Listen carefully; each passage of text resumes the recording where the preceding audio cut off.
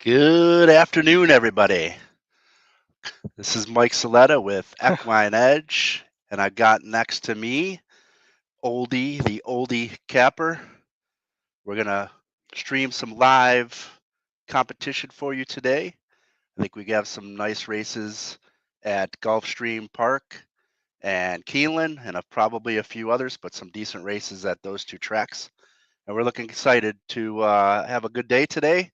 Hopefully, make some money along the way, but at least entertain you and give you some decent prices on some horses and some winners for sure. So good to have you, Oldie. How you doing today? I'm doing pretty good here, Mike. It's an exciting Thursday. We have Thursday Keeneland and Gulfstream racing action, so who could complain about that? Exactly, exactly. Even if it's snowing in your area like it is, it is here in Buffalo, New York. It looks like it's sunny finally in Lexington, so that's a good sign. That's a Yeah, I good sign. mean, April snow showers lead to May. I'm not sure, but we've had a couple small blasts as well here. So, Excellent. Kat, Patrick, Wiz, good to see you guys. So, Mike, Keeneland race one. I mean, Yeah, let's I check it don't out. know that we're going to be able to produce much in the way of prices here in this race. So the the Yeah, the for sure. betting yeah the betting signs and the metrics seem pretty heavy on the three horse for Wesley Ward Ashkenazi here. No doubt. Yeah, I would agree. And Um, Go ahead. yeah, I mean it's mostly Ward and then the usual connection of or collection of uh, 2-year-old trainers that he beats in these races. Like McAtee and Enos, those guys seem to run against him a lot in these 4.5 Yeah, furlong 2-year-old races. yeah, that's true. Yeah, I think it's going to be difficult to beat Mr. Ward here. This seems to be his specialty this time of year, so I don't I don't see. I was looking through it a little bit this morning. I don't know that I could find any value either. I see Rodney's looking like the 1 and a 7 is possible. I know that seven's a Wesley Ward too, right? So Yeah. at a price, but you kind of can't beat the training that the three's been taking on. Well, and as well, that this is a colony that has many other jockeys that are regularly used by Ward, and instead he's going with David Flores, Right. who he's 0 for 14 with. So, you have uh, Johnny V, you have Irad, you have Corrales, that they're all in this colony. And he's not using any of them, which makes me think. And I did watch works on this horse, and I thought this was a bigger horse who might take a little while to before you see its best because Yeah. it's probably going to need to grow into the body. I wasn't all that impressed with Ashkenazi's works either, and they worked together once. Yeah. And Ashkenazi was definitely better on the gallop out, but for me the buying sign, so to speak, as they say in sales, is that it, that Ward's not putting a real jockey on the other horse. And when I say a real jockey he wins with, not Flores is Right. 13%. He's not a fake jockey, but Like if they, yeah, yeah. eh, S- and maybe the one pupil from the inside, but again, you're so reliant in these races on the break, and the one post for a 2-year-old is a tough place to break from as well, in my opinion. Yeah, that is true. That is true. Um, yeah, so I think again, if you're looking for value, um, we mentioned the 7. Take a look at the 1 with pupil. Uh, I can see it. Been training pretty decently. Nice gate yeah, work back on March 20th. Recent gate work, not too bad. I'd be 3 over 4-1 for an exacta here. And, I shared a pick 5 with the group earlier. See if that's what I ended up playing. I'm hoping to catch a price in race 2 or race 5. There, I thought the especially race 2, I considered actually dropping the top 2 picks, but they're actually not their prices may not be bad there, but I did not love them in race 2. So, and race 5 seemed wide open to me. Yeah, I would agree. Yeah, that was a tough one. I had the 7 on top there, but we'll talk a little bit more on that. But I see you don't. Yeah, you got them included in there. Yeah, I know Jennifer's looking for a possible double too. You're spreading in race 2. I'm spreading in race 2. I can't trust either the 10 or the 9 there after looking at them. This horse barely beat 44s, and then you look at those SORs. Maybe going shorter on the dirt will be better for this horse, but this Right. horse has burnt money. Looks like The 9 yeah, has burnt money as well. I just thought somebody like the 1 and the 4 is training really well and gets IRAD and is 10-1 there. yeah. It looks like they're going in the So, gate. uh, Yeah, I was on that 12 as a possible double into with another yeah, ward uh, with Johnny V on top. I know he's coming off a layoff, pretty long layoff, but seems to be working pretty decent too. So, don't but forget to we're hit the remove and add here.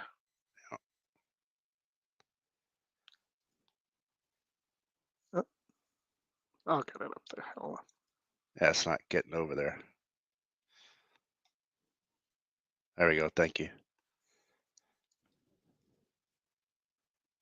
In a gap of nearly 8 more lengths back to the 2 trailers. Sense of Freedom, who's next to last, La Pacifica, who is the trailer. Ashkenazi is the leader. Double Talker moves up to challenge Pupil for second. Now Pupil looks for some running room, squeezes down next to the rails. They move by the quarter pole, finds an opening there. Here comes Pupil, cuts the corner, moves up to challenge Ashkenazi. Double Talker joins them from the far outside. Ashkenazi between horses, Double Talker far outside, and Pupil Never want to against be the rail. Double Talker between horses. has Double wrestled Talker's the going to lead win this away as they race. move through the final furlong.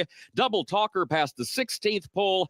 David Flores, Double There you have Talker it. drawing clear Yeah, to win it. Pupil second. Yep. Baytown Yep. Dreamer The other came from ward the with back the to back to grab third, and unfavorable Ashkenazi jockey. was fourth. so I read that entirely wrong. Yeah, it's yeah. I mean, you that's a tough race, right? When you don't know what you besides the go-to trainers with Wesley and then the go-to jockeys, the top jockey in that whole race, and that's where all the money went too. But I guess it's not a surprise, right? The other Wesley won. Right. Absolutely. That was I think the other possible winner. I just thought the 3 was going to be too quick, but the 1 going with made the difference there. That's right, Jennifer. Yeah, nice hit, Hot Rod. Got that exacta. Very nice. Very good call. Yeah. Track does appear to be rated as muddy, by the way. Yeah, interesting. And it did look like, so race 1, it looks like Gulfstream and Keeneland went off on top of each other. But after that, I believe Gulfstream will Yeah, be that they separate. So that this should be yeah, the that's only odd. time we have the.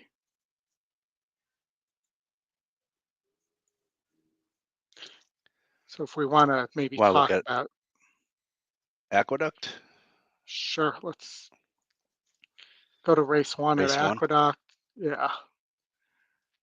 So we will not have the sound for that because I don't have a way of teeing that up in my Yeah, I don't either. office here.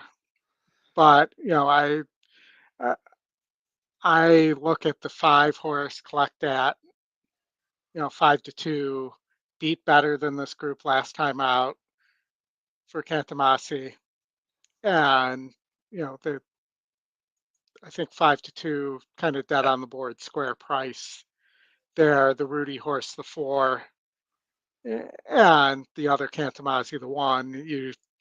You don't typically want to claim off Linda and expect the horse to do as well. Right. So, but you could see the 5 and the 4 get into with the 2 here. Get the 3 of them go, and maybe it sets up for the 1 or the 3 there, and that's how you could get the upset. But the 5 looks like it can rate, and to me looks a little bit better than the Rudy horse. I'm just looking at my note there on the Rudy horse. It was a 20K claimer versus 15K. Shouldn't be that much of a difference, but Correct. similar. And let's see, did they face each other on? Yeah, they faced each other actually. Maggie T, the Rudy horse, won that race actually on 316, Austin 316 day. So let's watch the race sim.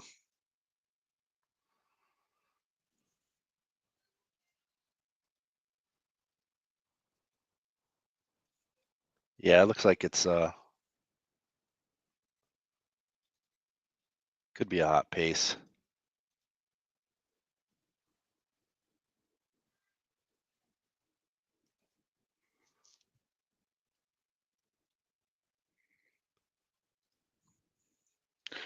So the race sim has the 5 edging out the 4 and the 1, the 3 running big late, but too late.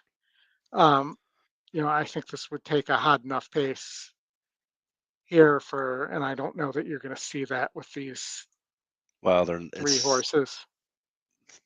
the 1 can. Well, he's pretty tactical. Yeah, I mean the Look 1's at got it. some speed too, and we don't know coming out of Linda's barn here whether Cantamasi's. I can't imagine sends both horses. No, I think that I wouldn't think so. I would. It appears that he'll send the 5 based on run profiles. yeah, and the 1 could sit a perfect pocket trip there behind them. Yes.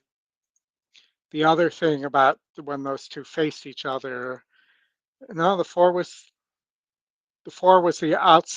outside of the 5, and the 5 is now outside the 4.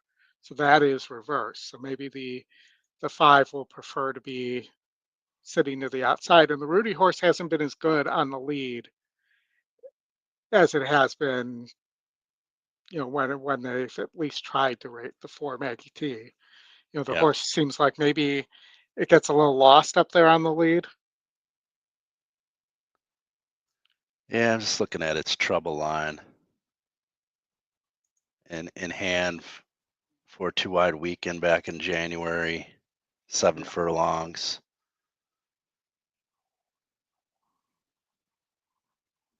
Race before that, outside 2-3 path, looked tired. That was on an off track. And you can Yeah, throw out the when it hit the gate on 215. I think, yeah, I think out of those 2 that are going to be on the front end, I'd prefer the 5's opportunity to rate. And as you mentioned, Cantamarcy getting off the claim from was second back. He's what, 14%? Yep. And he on his other horse, he's 23% first off. 23% off first off the claim. Now, it is possible Jackie the Joker gets the lead, but I just don't see it in this horse's profile. No. No. And if you, it's, let's see, what's he been running? Yeah, he's been running this distance pretty often, right? Yeah, and just seems like a cut below. I really think it's between the 5-4-1 and the 3 if there's a total meltdown here. Yeah, I would agree. But I really think it's I'll say right now you're getting a better price on the 4, as it of course immediately changes once I open my mouth. But you're still the 4 and the 1. Maybe you throw the 5 out and hope to catch a 4-1 exacta here. Right. Getting a little better price would be what I'm thinking. Yeah, I see Wiz played the 3 and a pick and pray, I assume, right? Right, Wiz? To get some value off of that 3. Yeah. Which is probably the right play in a pick and pray. Yeah, and also, there's a chance, a decent chance the horse could finish in the money. So That's true too. Yeah. let's see. So they're going into the gate here, I think, getting close, going in the gate. Yep. Oh, I don't have. Yeah, we don't have. We don't have Aqueduct. That's right. Right. Forgot about Yeah, that. so fortunately, we all have to watch it on separate screens here.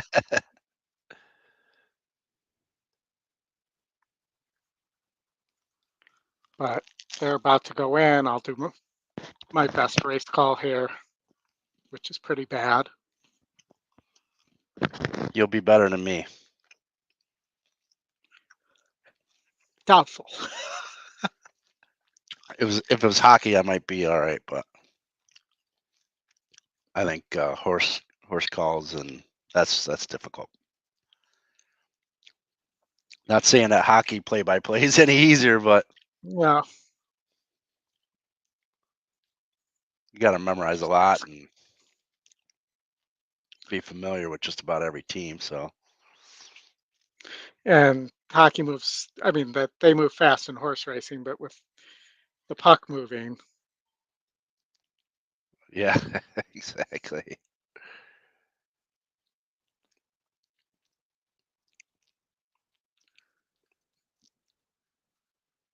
and they're off. The 2 broke with the 4. The 5 is, and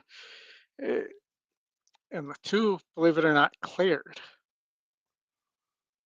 4 just to the outside. The 5 and 6 sitting to the outside of the 4. But I would not. I'd say the 5 is more in stalking position and then pressing position there. 1's caught on the rail.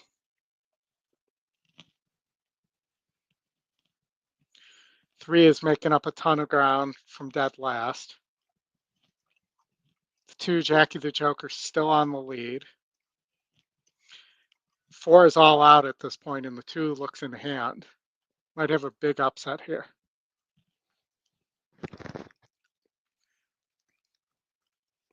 Two kicks away. The only one who's running and coming is Through 3. the 3. Yeah. 3 might get there. Oh, here comes the 5. Little. It's going to go be 2, close. 5. 5's not going to get there in time. No. 2, 5, 3. It's a big upset there. Big upset. 12-1 to open Mike's Wiz's pick and pray there. Not exactly the start I think he'd want if he didn't win there. So yeah, all depends on how many had it. All right, on to Gulfstream Park, race 2. Race 2. All right, we have 8.5 furlongs on the synthetic, everybody's favorite surface at Gulfstream. The 6 is Safi with Zayas, so that horse is going to take money for Take sure. money. Moving from the synthetic to, or moving to the from the turf to the synthetic. Looks to be a insignificant drop from 25K to 17 and a half here. Same SOR. And, your first pick, second win percentage is the Sano horse, who, finished second at this level last time out on the synthetic, currently getting 5-1. So it's pretty much dead on the board. The horse that's taking money is the one Chili Bean for being Cone, who's 16% to win and has an E morning line angle and looks like has speed. And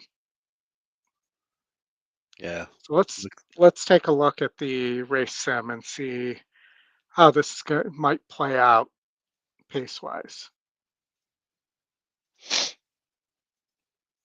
I'm going to guess Midaletta is a Matoli just by the name. It is.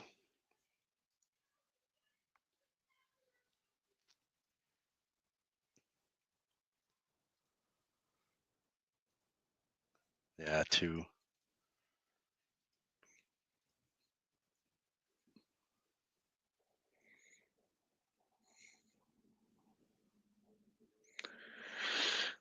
So looking here, the race sim thinks that the 7 will win.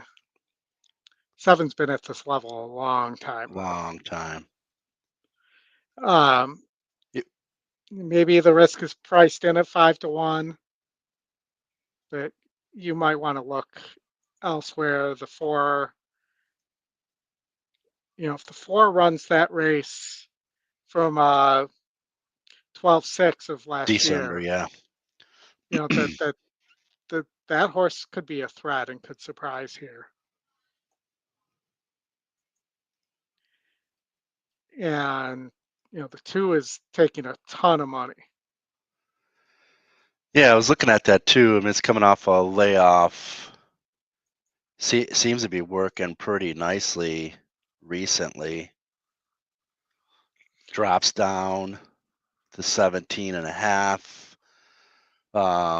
Strength of races have been in the mid 40s to 50 last year. I can see why it could take in a Matoli. And GSR goes GSR way goes up. up. Yep. Which you don't often see on the synthetic. I will say my reserve on this is I don't typically like Matoli's going 2 turns. Yeah, that would be the knock. And the 10, the first time starter, is now the favorite. Ramsey's 0 for 9. first time starters, but it's not a huge sample. Yeah. But he's debuting this horse at a pretty low level for He is. For the Ramseys here. I mean, I didn't look at the works on this horse, but nothing flashy by the looks of it recently. Yeah. Oscar performance. The sire looks to be turf pedigree. The dam. Yeah. I mean, I would be 6, 7, 1, 4 in that order. And probably would be 6, 1 as my top 2 choices. 6 would be my top choice there. What about you? Yeah, it looks like Justin has a note on the 8. I just noticed he's saying, Starlight Luna been running against tougher. In a way, I'd say that gets a 4-point class drop with that SOR. Back to Tapeta from the turf. Last Tapeta synthetic run was January this year.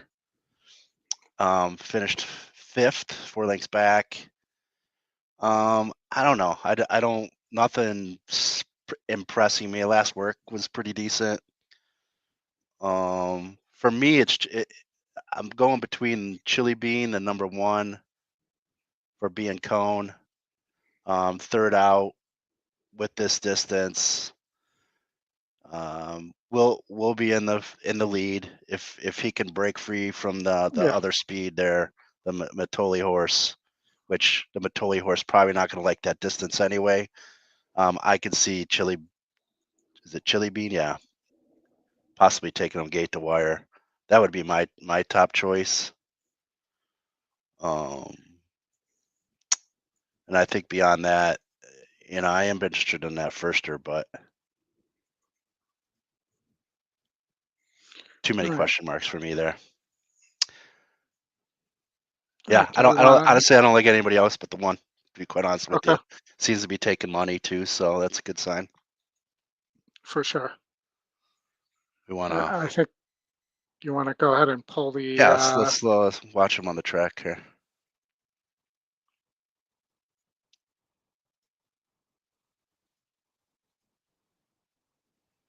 Add the sound. If there is any. Not yet. All right. Is that the look of looks like the 9 there. Heaven's Promise. Currently 9-1.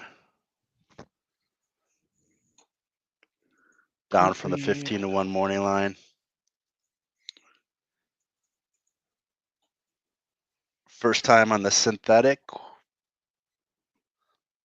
Yes, correct. For Kelly. Decent work on the 30th.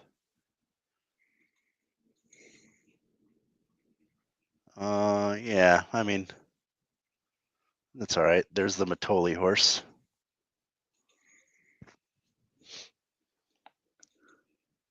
Nice looking chestnut.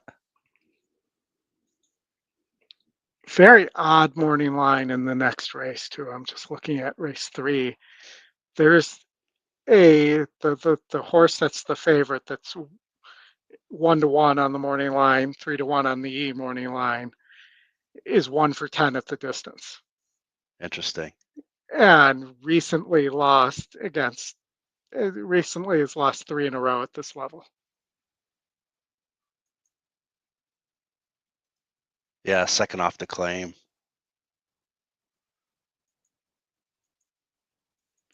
And it looks like you have a possible lone pace here on the 5. Yeah, and I typically like to see double-digit gaps if there's a pace square to take interest. I mean, if it's less than that, I'll take notice. But if it's anything, especially if it's 13 or 14 and higher, Yeah, and looking at anything else that could remotely be even close. But you're right. I mean, the 1, there's a chance. I didn't play the race sim, but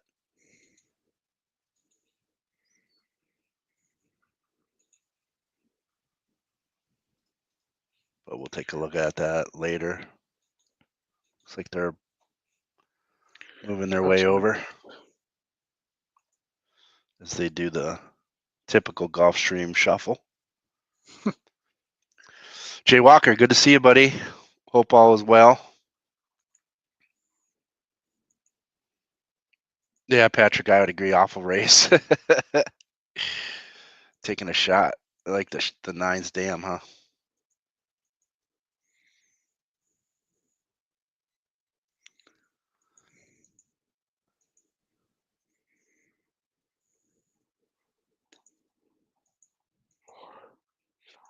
Yeah, Union Regs. Sire probably. Oh, it'll be interesting to see how that 9 performs here. Third surface. See if it brings home a win. Right. Third time's a charm.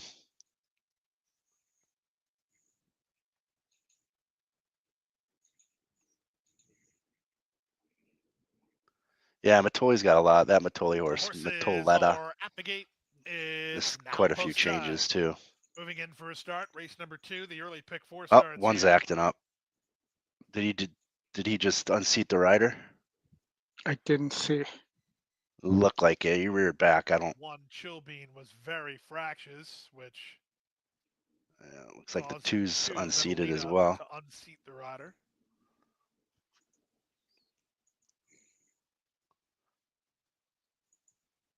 Is that loud enough, or is there a way to Line crank already it up? is not one There's not a left. way to crank it No. up, unfortunately. Seems quiet. A little, yeah, compared to the Keeneland feed.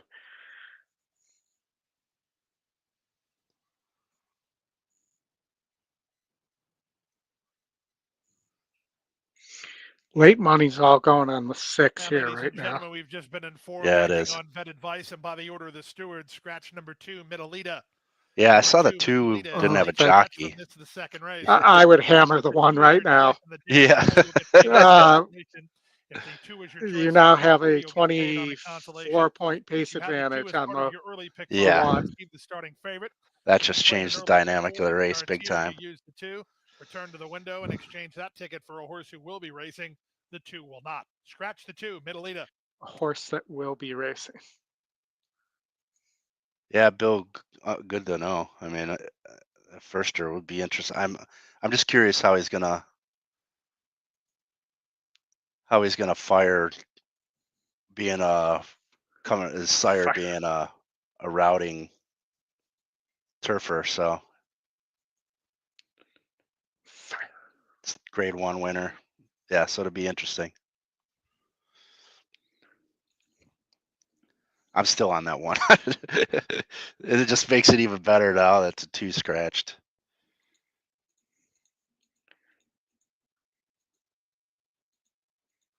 Now I'm looking at the possible double here. Yeah, what is the, let's see here, probables, double. 1-5 doubles paying 22 to 1 right now. That's not bad at all. I'll take that all day if I'm right there. If you, Let's fire that puppy. Why not? yeah. Since we have time.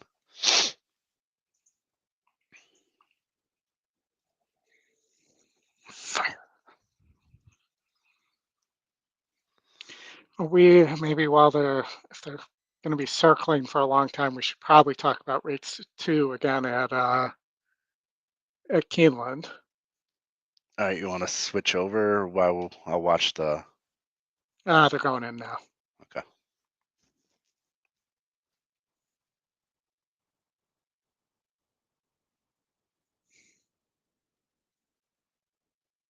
Or are they?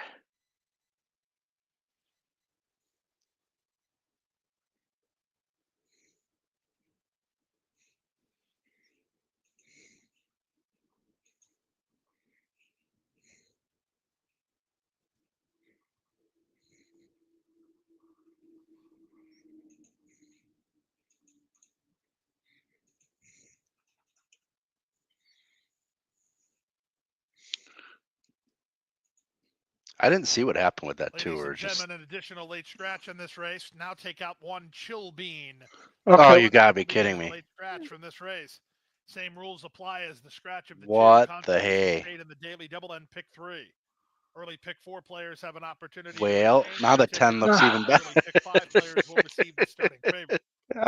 1, scratch the 2. Late What scratch the from heck the second here at Gulfstream. is going on?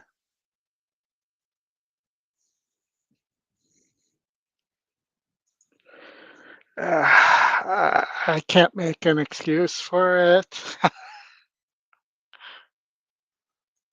I mean, I'd love to, but I can't.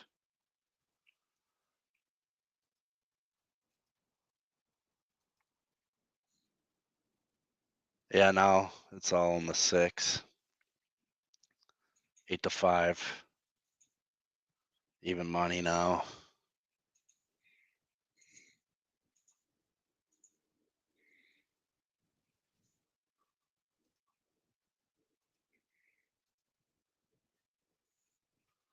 Yeah, now you're losing value on that 10 too. I'll take a Just- shot on Justin's horse here, and I'm just playing a $10 straight 8-5 double here.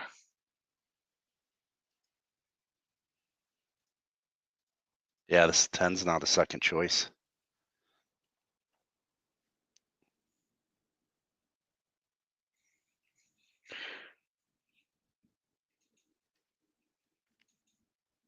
Yeah, Patrick, the one was Horses reared up are at the gate. early on, and It's now post time. Moving in for a start, race number 2. The early pick 4 starts right here. Even money favorite number 6, Guasha. 5-2 on number 10, Tattletale. And not one less is now 7-2 in the third phase. 1 and 2 were late scratches here. Starlight Luna goes up. Then Washa. Heaven's Promise and Tattletale. All right, Starlight Luna. Let's see what you got.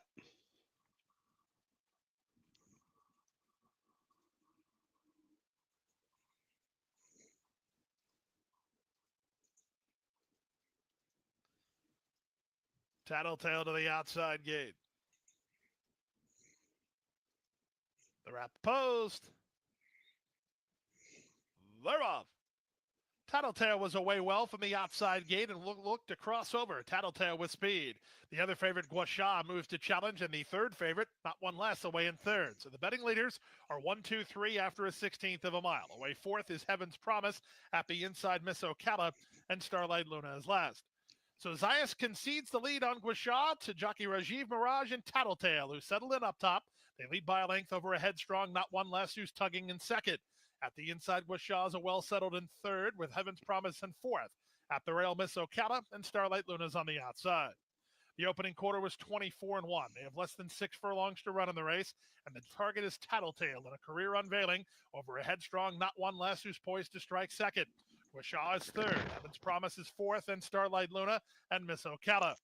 They make their way to the half-mile ground. Rajiv Mirage trying to harness the speed of Tattletale, who went 49-2 for a half-mile. Now he's asking more from Tattletale, whose lead is only ahead. Right alongside is not one less, and Gonzalez still has hold of her. 3 wide in Heaven's Promise. Along the inside, it's Guasha. 4 wide, Starlight Luna. As they round the far turn, the trailer is Miss Ocala. The leader is not one less. Not one less, striding with the purpose at the 5/16. Leads 3 parts of a length and tries to work away from Tattletale. Up to the outside, Heaven's Promise. Guasha's in traffic. Miss He hasn't Ocala's on asked the the 7 outside yet. with Starlight Luna as they turn for the money. 3 There he quarters, goes. 13 Get him and to 4. They're switch. on their way home. Here's Heaven's Promise at an upset possibility. Rallies forward to take on not one less, who tries to go with her. Starlight Luna is now third. They're a 16th from home. Jorge Ruiz and Heaven's Promise, they have the lead. Not one less is second behind Heaven's Promise, who's a 12-1 winner. Second, not one less. Third, I think it's Starlight Luna. Then Wrong Guasha price. and Miss Ocala, Yep. 124-4. All right, we got Keeneland coming up very quickly now. I thought this race was wide open. I thought you could get a price on the 4 potentially, who's working very well for Foley. I also thought the 2 on the front end has a little bit of a look, but obviously has to improve. And I'd be looking at maybe a 9-4-1 exacta box here. 9, not 9. I'm sorry, 10-1-4.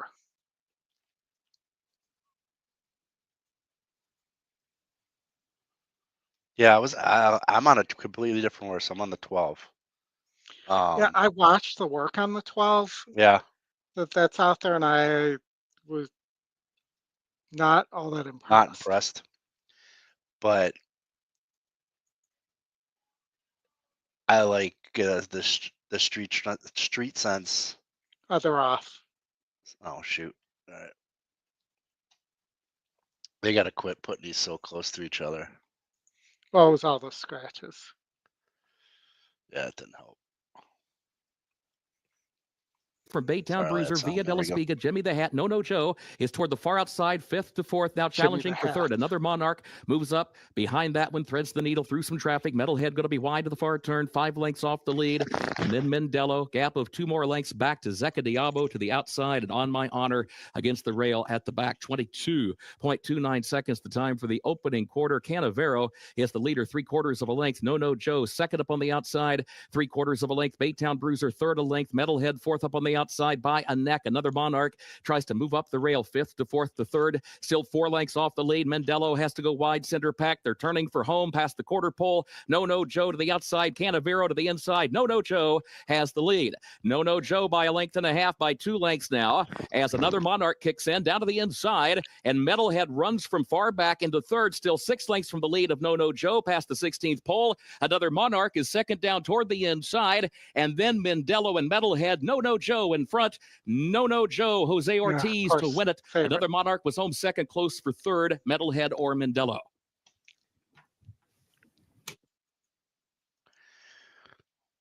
Well, had that 9 on top, right? 9, what at 9, 3, 10?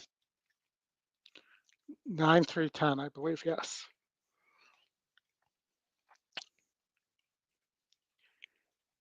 All right, I guess Aqueduct race 2. Yep. Looks like Roman Goddess is not getting bet at all. Is this 5 scratching here, though? I'm not seeing a price there. Let me just refresh my screen. Nope, there we go. You know, I might look at somebody like Mad for Maddie, the second choice, who's actually shown some pretty good form of late. I mean, obviously not the last race, but was placed 4th there. Obviously had some trip trouble. You know, but you know, this horse can rate a little bit, should sit right behind the speed and get its ideal trip there. In a group where there's not a lot of good form right now. No, I would agree. 2 seems to be the closest to anything good form wise. Looks like the one's taking all the money. It's the morning line favorite with the pace square. Like I said, only 8-point advantage. I'm usually a double digiter, and it's not a lot of pace anyway, so really not a factor. And it hasn't gotten the lead since No. since 2023,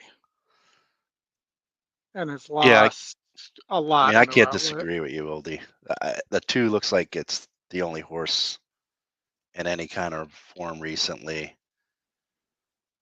Fast Kimmy's coming off a layoff. Last out at Saratoga in August of last year. Working fairly well. Win percentage isn't all that great. Bumps into from a mid 40s, 50 up to 56 SOR.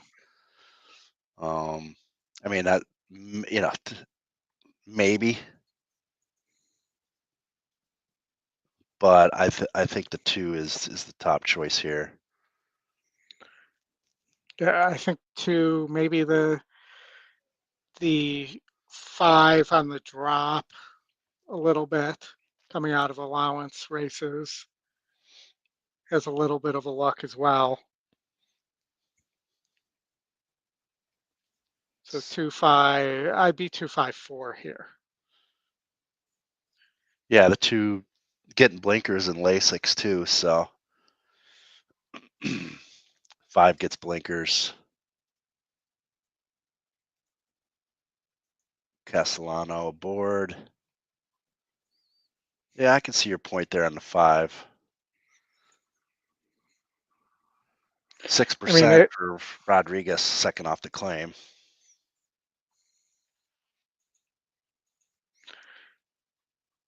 And again, another, like I said, a lot of these horses are not in good form. This horse is just always seems to come close and never gets there. Yeah. Yeah, he's got kind of the every other race having a good race, bad race, good race, bad race, good Yeah. race, bad race syndrome. Serpy on the 4 is, pretty decent off the layoff. He's 13%. But yeah, I just think right now that this is screaming at me the 2 at 7-2 there. Yeah, I would agree. I mean, he's getting bet, and which is a nice sign, but you want value. I wouldn't want him to go much lower than what he's at. Yeah. Let's see, so is there a double opportunity in the next?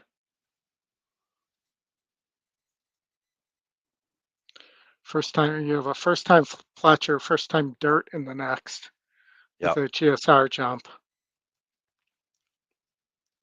With Dylan Yeah. Davis riding. So what does that Dylan. 2-5 double look like? Yeah. 9-1. Surface switch, stretching out a furlong. Been doing sprints on the turf. It's an into mischief. Colt. Yeah. Yeah, I kind of like that 5. I'm an into mischief kind of guy. That's what I've heard about you. I mean, there'll be a lot of getting into mischief this weekend in the adult hockey tournament, so why not, right? Bet all the Yeah. into mischief horses this week. All right, so if we toss the 1 there, I'm just doing a low pick 4 action here. We'll toss the 1, we'll put the 5, the 4. Single the 5.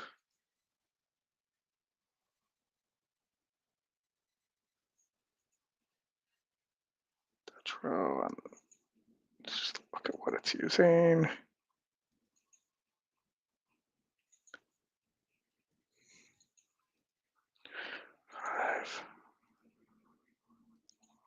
Just going to add the 2 instead of subtracting there.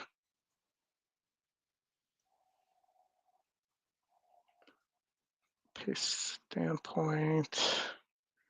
Yeah, I could play this. $30, I think it's going to end up being.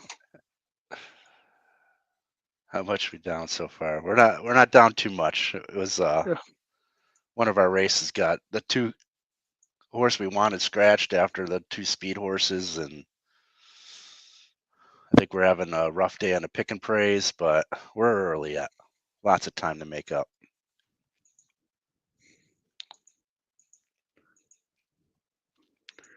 And I really do feel like this horse is a bad favorite here. In the 5th? No, in race. Oh, this current one. Yeah. Yeah, I would agree with you. He's getting hammered right now.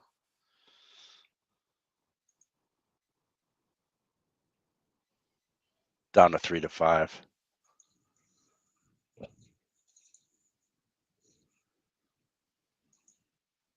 Looking at your ticket real quick here, Oldie. Yeah, we talked about singling the 5.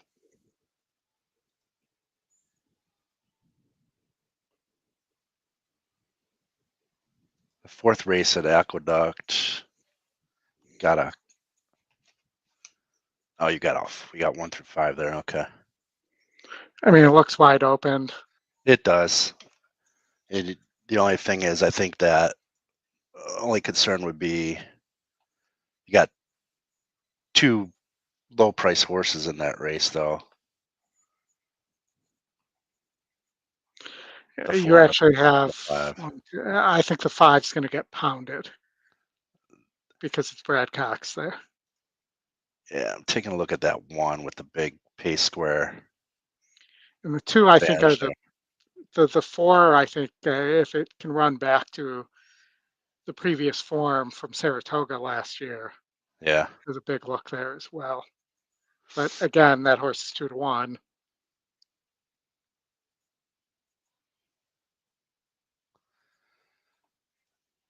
I mean, the 1 coming off of that easing up of the last race and layoff in January. Now 3-5 square. for going in the gate here. All right.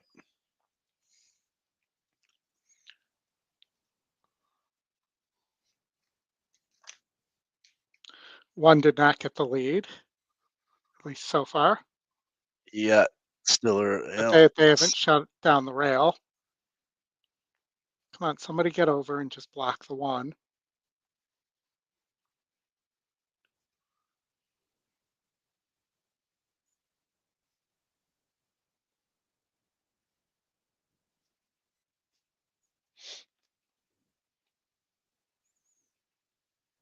Yeah, he seems to be tugging on that too.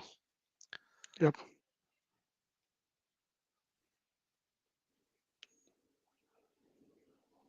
Five's being asked. Heading into the turn. 4 looks in hand. Yeah, the one's all out. He's toast. Two's Going to looks toast too. Let's see if he doing the icky shuffle.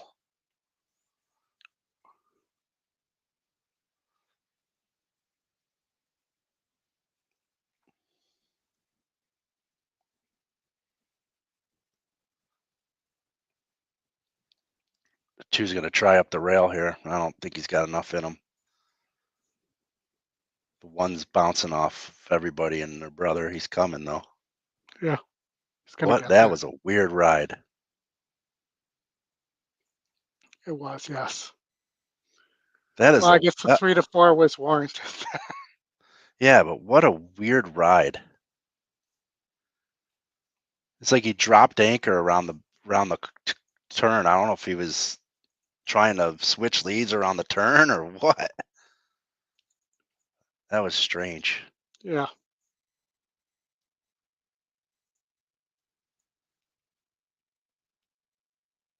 Ran into the 4. Yeah, he's For seemingly no reason, just sideswiped him. No, he's all over the place. It's weird.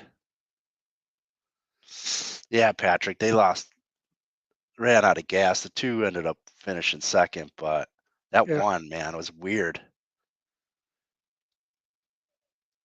Thought for sure he was toast. Interesting. All right, what do we got up next here? Looking at Gulfstream Park, race 3. Yep. Gulfstream Park, race 3. Again, the 3 bold looker is 1 for 10 at the distance. Not getting bet off a 1-to-1 morning line.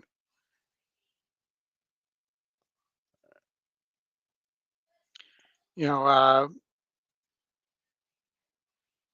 second off the claim, Navarez is 23% though. The 5 seems to have, for Crichton, seems to have a pace advantage, putting husbands up. So, you know, we'll get a nice weight break there too. Right. And, you know, does have 2 previous wins at the level. May have not wanted to go 6 furlongs. Looks like it could be more like a 7 furlong miler last time out. Crichton's 13%. Yeah, he His definitely top wants win, longer. or second win, top pace. Second, third best GSR there. And, you know, you look at a horse like the 1 Pirate Radio, who has to improve. You know, didn't run a lick last time at the level, so I don't know if you can No. take much from that. The 4th Row Victory, another Walder horse, you know, only as the 1 8 furlong effort.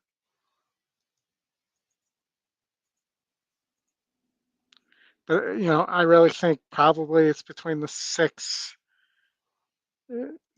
3, 5, and 1 here, with the 5 being my top pick. You know, Yeah, I think I like probably the 5. death piece. But, you know, I don't really put much into the Penn National form there either, so I think I like the 5 here. Yeah, I like the 5 on top. a 3. Bold Looker, second off the claim for Nevada's 23%, not too shabby. Jumps up in win percentage from 8% last out. Going 8 furlongs, finished third, couple lengths back. Yeah, I'm kind of liking that 3 a bit to be on top. The 5's probably the right pick on top. I'm kind of liking a 5-3 exacta. Okay. Yeah. For me, my biggest question on the 3 is if this was a different track, you know, the 3 coming from that far back with this little pace in the race, it would play completely against Gulfstream's track profile, in my mind. Yeah, well, without looking at race replay back in end of last year where he did win off the pace, I know it was against 46s, 8 furlong, 7 furlong. You know, and without knowing what the pace makeup was Yeah. in that race, it's hard to tell. But through the PPs, without looking at the race replays, but I see your point. Without much pace here, the 5 can run away with it. But I'm thinking the 3 can pick up the pieces down the stretch anyway. For sure. I mean, I definitely think the 3 could get up for a piece. I'm going to try to play for something a little better, and I'm going to go with the 5 over the 1-6 in Yeah, an exacta. right. The 1 was the other one, Oldie. I would agree with you there. We'll sit closer to the pace. Probably the better makeup here with Mav aboard. Always dangerous. Yeah. Maybe do a 5 over the 1-3 for me. Dutch that. Double Dutch it. Double Dutch. Let's see what kind of odds we're getting on that exacta. You playing a tried, Oldie, or? No, I'm just playing. I'm playing the 5 on top, and then playing 5 to the 1-3. 1-6. I'm sorry. Gotcha. Double Dutch bus. Nice. We should come up with a double Dutch jingle or Well, something. Isn't anytime you Dutch a double, isn't that a double Dutch? Yeah, it would be double Dutch.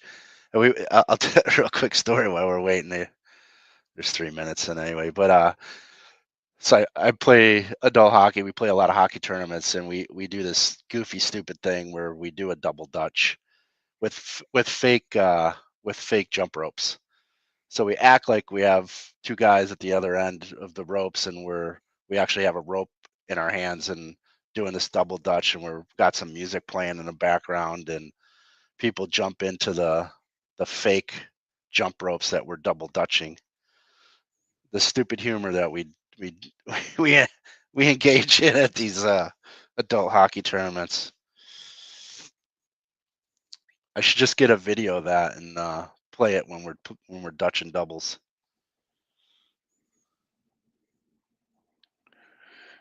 Yeah, I mean, that sounds like a funny idea for sure. If you can get them to film that with you. Oh, we filmed it. We've had a couple mishaps. With people slipping on some wet floors trying to overdo it with their double Dutching skills. Jamestown, Wiz. Jamestown. It's a big tournament I've been playing. I bring all my buddies up. When I lived in Pittsburgh for 20 years, I played down there. Met a bunch of longtime friends now, and ever since I moved down there, I'm back in Buffalo. But we used to play in this tournament at Fredonia State University, which is where I played college hockey at. Only one rink there, so it got too big to host enough games in a three-day span. So they moved it to Jamestown, which has 2 rinks and a very nice one actually. So now there's over 30 teams, 6 different divisions, and so we've been doing this for 26 years, I think. So it's always a good time. See all my buddies from Pittsburgh because I don't get to see them as often as I used to. So it'll be a good time. As I say, we're a drinking team with a hockey problem.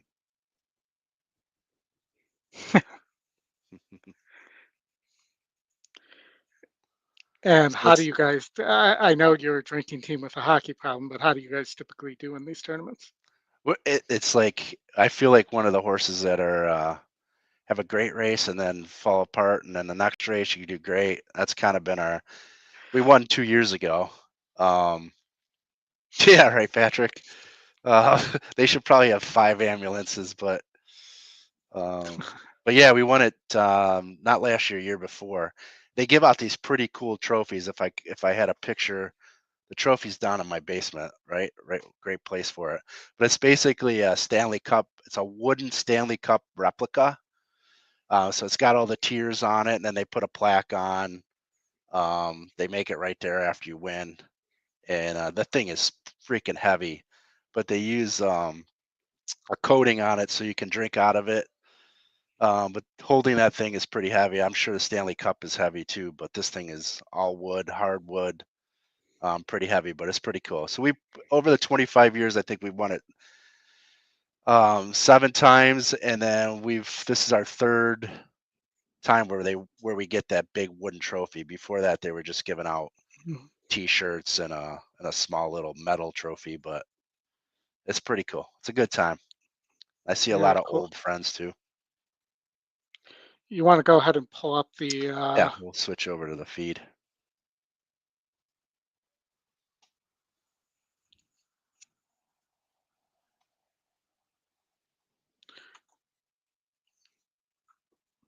no, All right, I'll play looks that like the exact. 3 is going to favoritism now.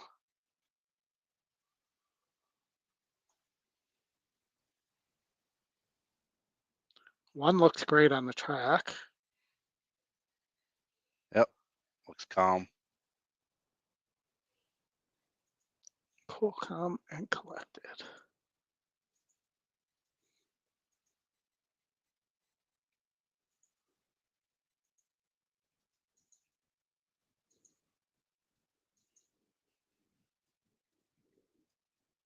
Five three's paying 10-1.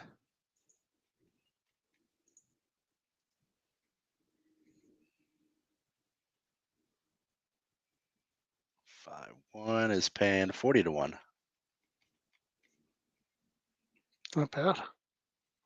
Heck yeah.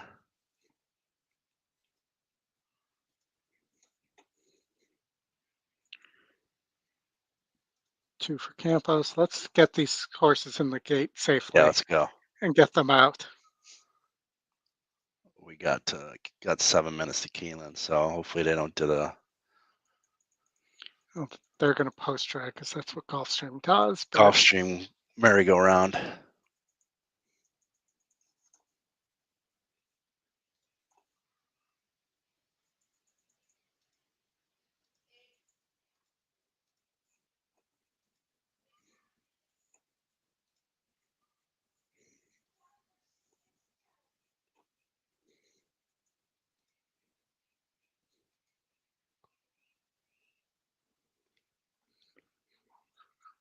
The horses are approaching the starting gate. 1 minute. Dave Duncan, good morning. morning, Dave. Hi, Nate. Good to see you. Thank you, Nate. Dave, I enjoyed all your food pictures for sure. Made my mouth water every day. We should have our next guest coming on, guest host here coming on in a few minutes, hopefully, as well. Little Thursday surprise for everybody Here you go. coming up. I love when they don't anchor the camera like that, so it looks like Horses the are gate's at the gate. slanted. It's now post Right? time. Moving in for a start, race number 3. Next one up is Roses. And then draw on the outside, Spitesburg Colmette to complete the line. 1 mile Almost of the journey. back, Dave. Spitesburg Colmette. Rajiv Mirage up and in. Ready for a 1 mile trip. And they're off. Bounced around in the beginning, or both Bird Wildcat and the thrill of victory. Bird Wildcat is being hustled forward to try to gain the early advantage. Spitesburg Colmette joins the top flight, and Cross Haste makes it a party. In fact, Cross Haste assumes command in the run out of the chute. From between horses, Bird Wildcat, and out deep on the course, Spitesburg Colmette. These top 3 are going aggressive. Well, that's not They've good for opened the 3 at 5. I Pirate don't think the Radio, 5 can No. rate. racing together with the thrill of victory. Looking at Roses is on the outside, and with the back spot early, it's Bold Looker. Last of all, they complete the quarter behind Cross Haste. It's Jaramillo and Cross Haste, the son of Cross Traffic, there by a length. Up on the outside, that's Bird Wildcat second. Dropping back a touch, Spitesburg Colmette passed inside by Looking We'll at find Roses. out. Moving out the rail, it's Pirate Radio, then Bold Looker, and the thrill of victory. They swing to the far turn. The opening half mile was 47-2. Thrill of victory Less in than the 3 agony of furlongs your to run. feet. They have Cross Haste to catch. He leads by a length and a half. Bird Wildcat is second. Trying to get motivated from third is Looking at Roses. 3 better than Bold Looker. He finds his best stride and moves up to fourth. The others are hard at work and making no impression on the gray Cross Haste. They run to the top of Two's the looking stretch. strong. A quarter of a mile remains. It's Cross Haste on top by a length and a half. Looking at Roses tries to go get him. Bird Wildcat has been defeated. Outside Bold Looker. Off the turn and the stretch drive. Cross Haste. He still has the lead. Looking at Roses. Runs at him from the outside, and now he gains the upper hand. It's Looking at Roses trying to hold off Bold Looker with a 16th to go. Looking at Roses driven out. It's a riding double early for Jorge Ruiz. It's 6 took Looking at all the Roses late money. in front. Yeah. Wins by 2.5 over Bold Looker second. Pirate Radio is third. Cross Haste is Second fourth. one. 138-2. So Keeneland race 3 here. The 4, who I thought had a big look here, is not taking any money. It's currently at 9-2.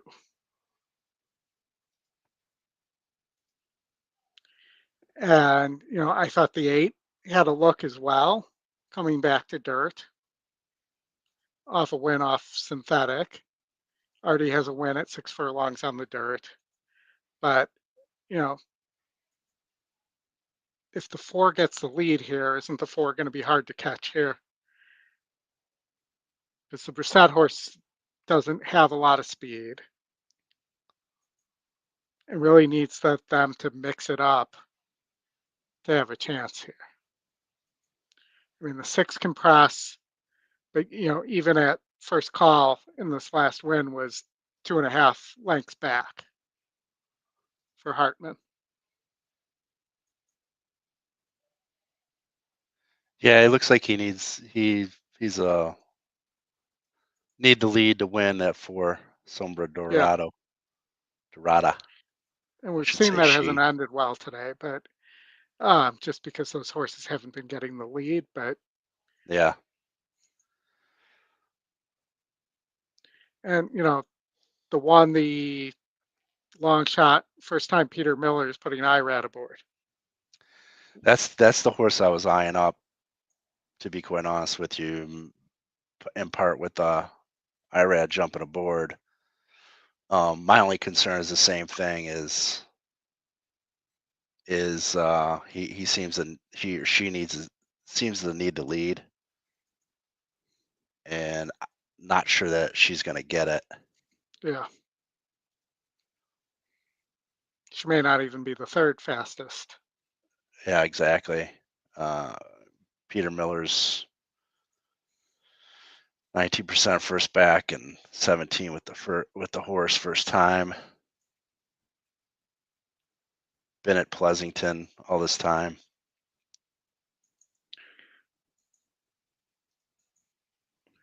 Yeah, I mean,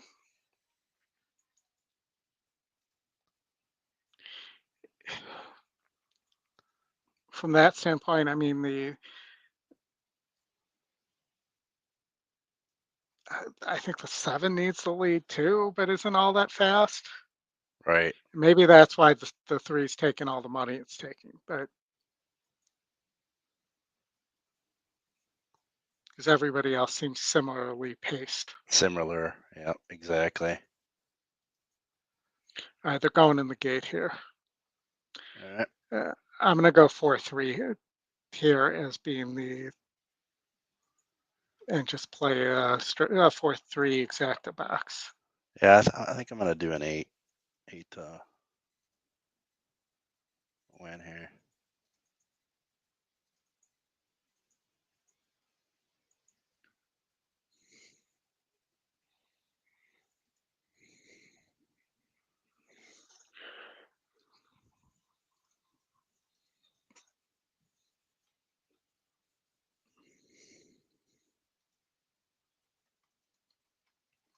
Oh, I don't have the sound. My bad. Right there, believe her, and Gold Del Mar in between horses. And then comes Open Soul Autism, who kicks in down to the inside. Sombra Dorada has the lead, though, gets over to the rail, clear with the lead, has it by almost a full length, but now has some mild pressure from Gold Del Mar, who's second up on the outside. Carolina Candy, far outside, is third, 2 lengths off the lead. Open Soul Autism is fourth. Believe Her is now in fifth position. Bourbon Breeze is sixth, and Beach Bunny last to the 7:22.02 seconds the time for the opening quarter.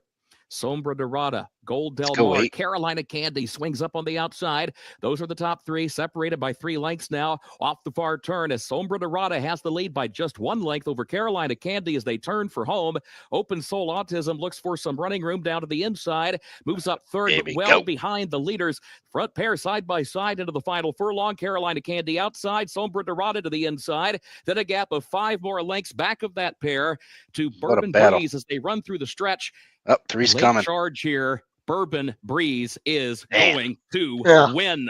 Yep. Bourbon Breeze mows them down in the final furlong. Yeah, that was the play. Pratt aboard. Yep. No speed. We'll see if the 4 stays up, because there was definitely some bumping going there. Stays up for second.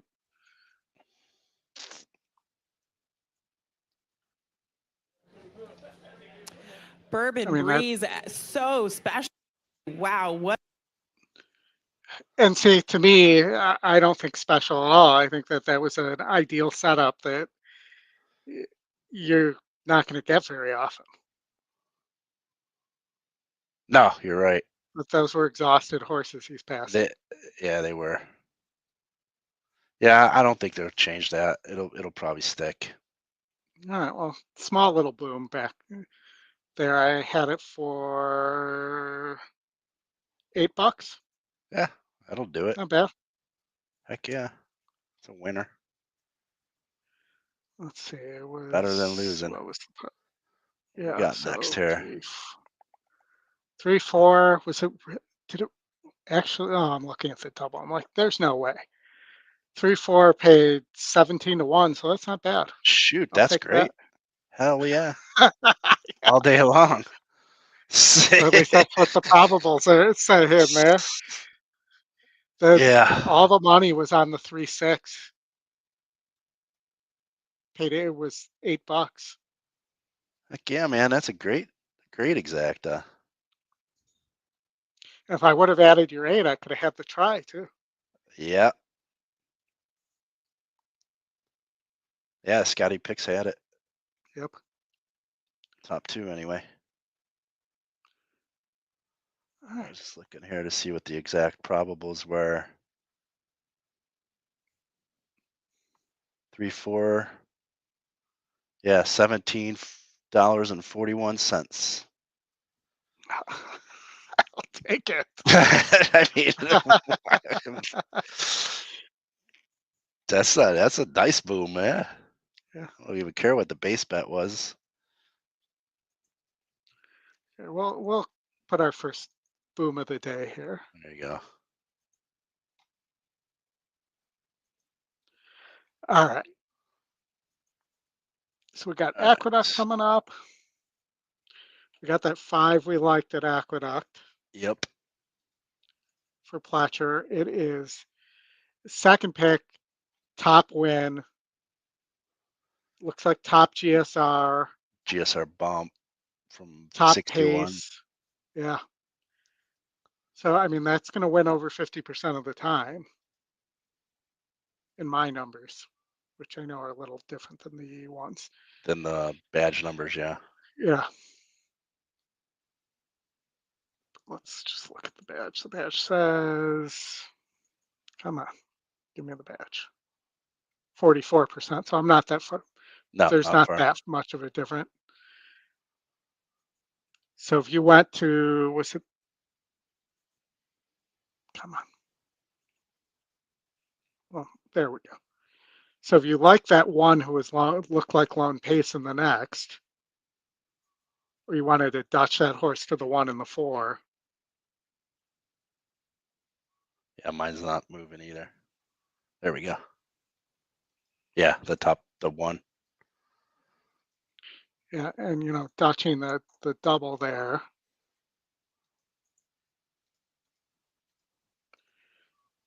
What's it? 5-1 is 21 to 1. And 5-4 is 8 to 1. 24 to 1 and 8 to 1. 21 to 1. 21 to 1. The Cox horse is 12 to 1 if you like the Cox horse in the next instead of the 4.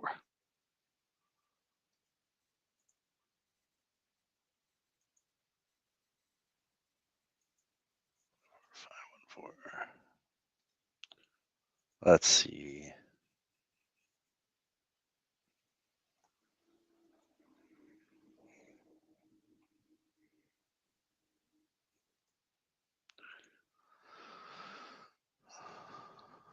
I mean, do I think?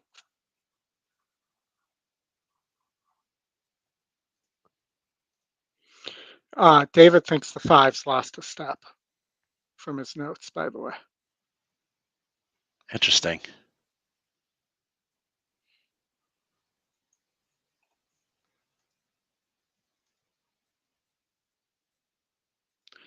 I might just go 5-1 and just leave it at that.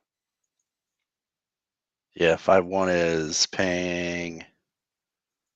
That's the 21 to 1. Yeah. Yeah.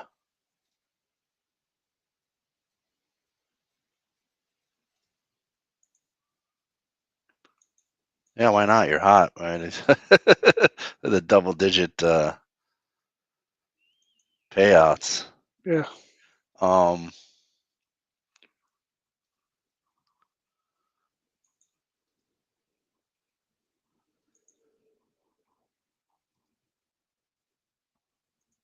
I mean, you're getting 5-2 on the win end here too.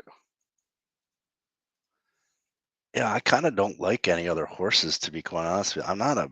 I mean, the 4 in the next is probably the horse to beat. But hasn't been the same. Maybe isn't the same off the claim though.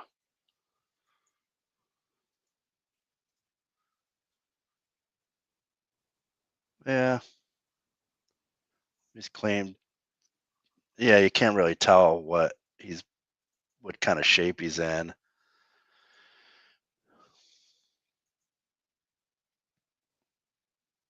He seemed to not run straight down the lane last race out, so I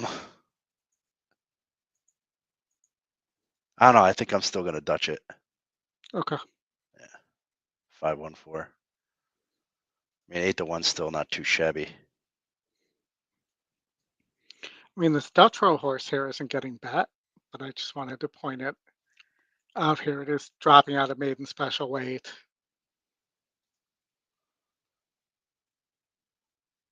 Against much easier as a second time starter. Yeah. That would be the only other one I particularly would have interest in here. Yeah. Yeah, Wiz with the 3 there. Yeah, I mean, I had a nice gate work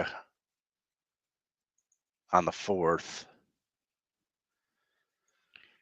Claimed from Wesley Ward. That's the part that is a little troublesome. And Jimenez not great off the claim. or off Yeah. the move or the layoff. And oftentimes those New York times are suspect, from what I understand. Yeah, I didn't look at his works or anything, but yeah.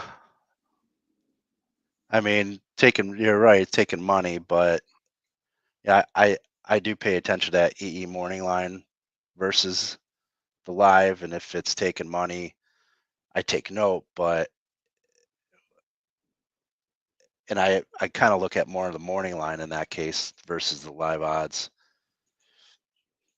I just don't see anything there. I think that the public is maybe looking at, Yeah. I don't know, the sire. It's nothing spectacular. I don't see it.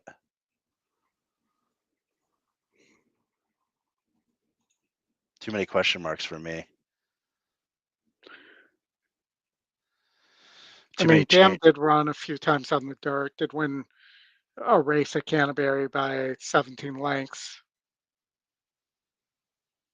adds Lasix.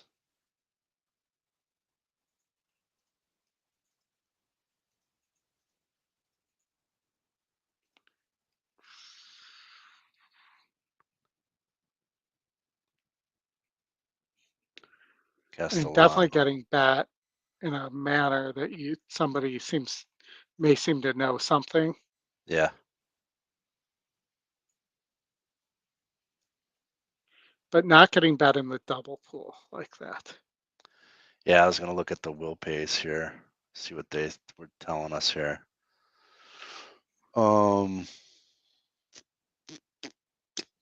No, it was, let's see, 1, 2, 3, fifth choice in the will pays into a double here. Yeah, so either it's going to change late, or one person play, or a couple people play some big bets early or something. Yeah, let's see. What's the probables out of that? Let's see. I mean, there's Comparable. nothing, to the No, it's four, it's still 25 to 1. So, no, it's still the same. It's still the fourth choice going. Will pays and probables. yeah. Not enough to take me off that 5. Are they approaching the gate yet? Yeah, not yet.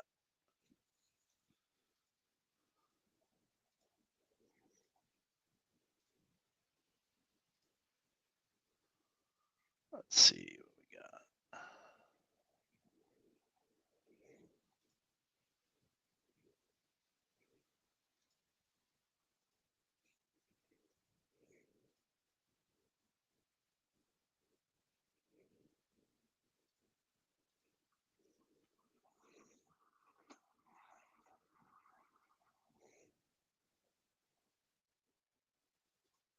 Going on the gate here at Aqueduct.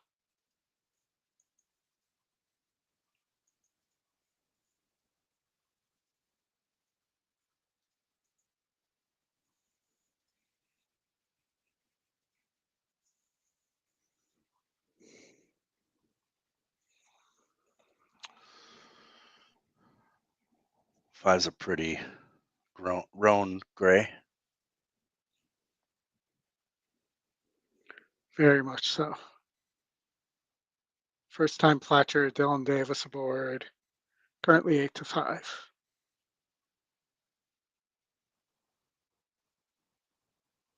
All right.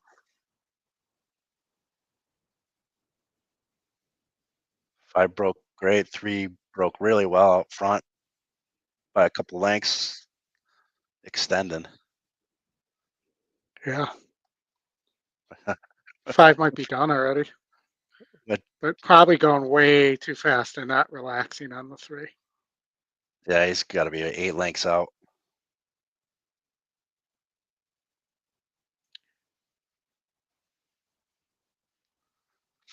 They're bridging the gap now. Yep.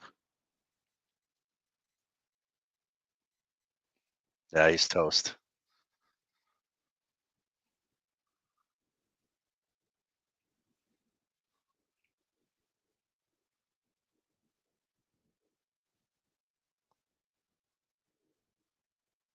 Oh, we had a bad step there.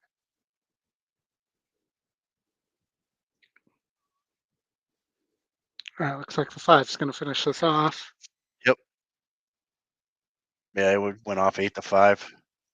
In hand, Dylan hand riding right now. 5-3-4. It looks like. Yep. All right, got the first half of that done.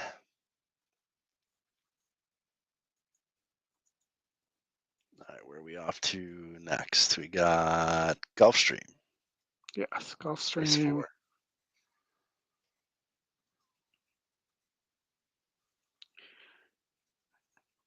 Got a note from Justin on the 4 that La Tremenda looks well spotted here for Barbosa and Edwin. She ran a solid race, not lace. Last time on the dirt with blinkers on for the first time, showing improvement. Stays at the same level and returns to dirt, which appears what she wants. In a field without standouts, she fits nicely and could be sitting on a big effort. A logical contender in a race of questionable maidens. Yeah, that's questionable is right. And you're getting 7-2 there. Right now. That's The not a 5. Agreed. Yeah, sorry, I didn't mean to cut you off. bad. No, that's there, okay. but That's okay. I mean, the 5's with a low percentage trainer coming, of course, off of another low percentage trainer. Second off the layoff, but the trainer never hasn't won second back. Daniel Harvey.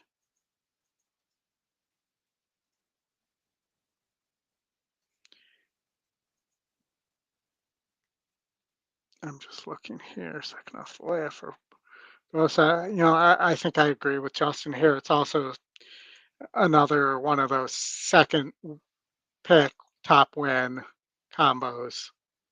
You know, it doesn't match anything else. Otherwise, I think you're No. staring at the other Barbosa, the first time starter, as a possibility too. But you would Yeah, think the you other would have it.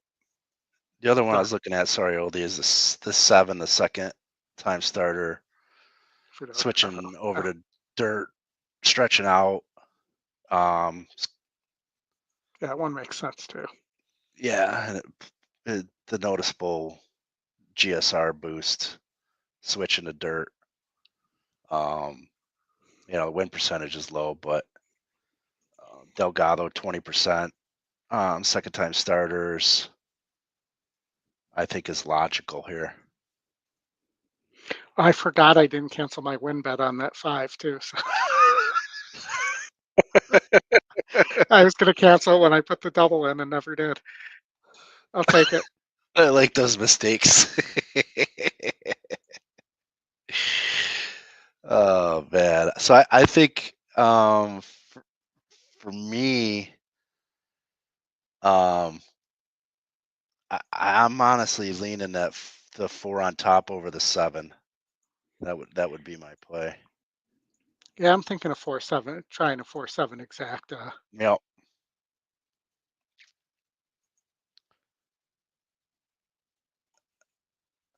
And I like seeing the bump in GSR with these maidens, especially when Yeah. they're lightly ran. Yeah, the 5 seems to not know where the finish line is. A lot of seconds. What about the one Cooter's Revenge? Well, I guess if they're Dukes of Hazard, we'd be all right. Well, Yep. that's kind of the clean version of it. Yes. we were doing car racing. Let's see. Second average layoff. Look real professional and fits. The note on the recent work before the last race. Doesn't seem trouble line inside, no closing bid. GSR goes way up. Yeah, the GSR bump is fine, but I'm a little bit worried about the distance. Anyway, I think he prefers probably even a little longer, but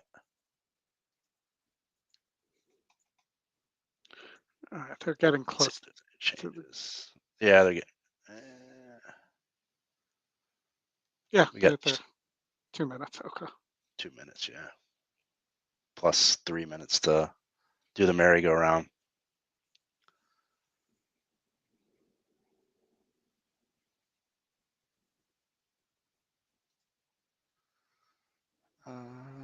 Let's see, we got. Yeah, I don't think I would change my initial thoughts here. 4-7 exacta.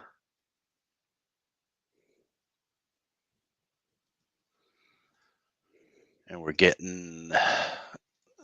Switch my track here. 4-7 exacta, paying 19.20. Bad, not bad. That is fantastic. We're still showing my screen though. Oh yeah, yeah, we can switch to the track. Oh, I thought you said you were. I must have misunderstood. No.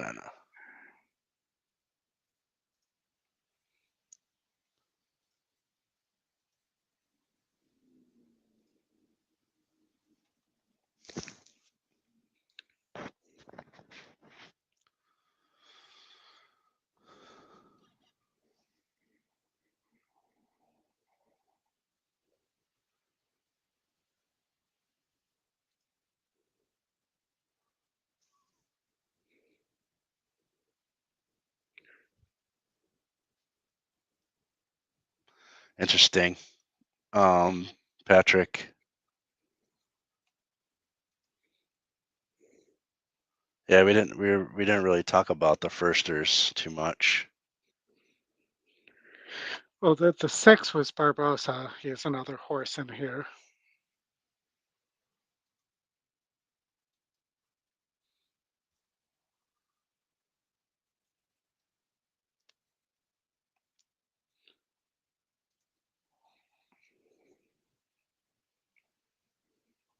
Yeah, it's interesting that he's running here at 8.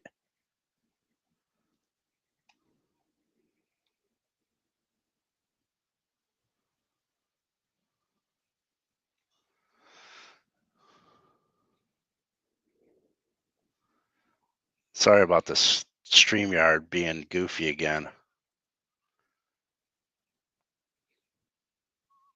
My feed is not doing that. It's just doing it through StreamYard, where it's glitchy like that.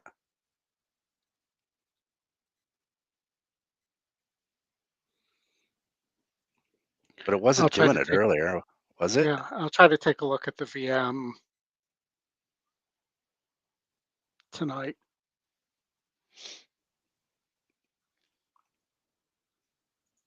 No, I don't think it was doing it before. No, I don't think so either.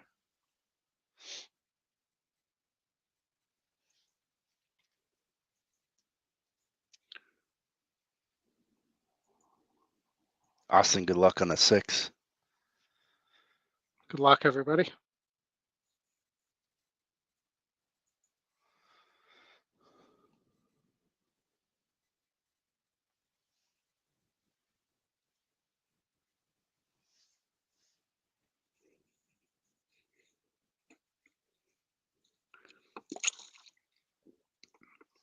You heard from our special guest yet, Oldy? I have a text typed into him. Let's see what his ETA is. I just haven't hit send yet. Yet. I'm going to give him a couple more minutes.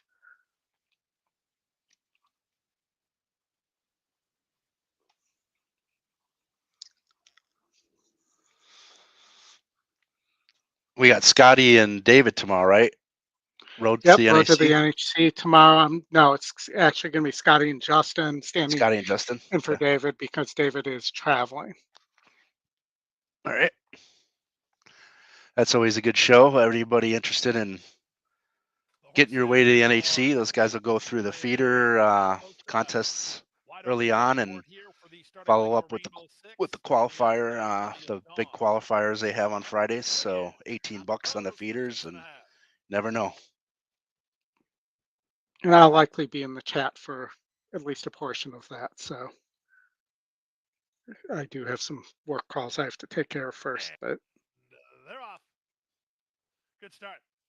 From the middle, it's La Tremenda who heads off for the early advantage, moving through with the inside. His choice is on the go. Out 3 wide, Lady Coes, and out 4 wide, while on a hold is Perfect Term. A length and a half to Cooter's Revenge, who's just ahead of Lady Patrick's.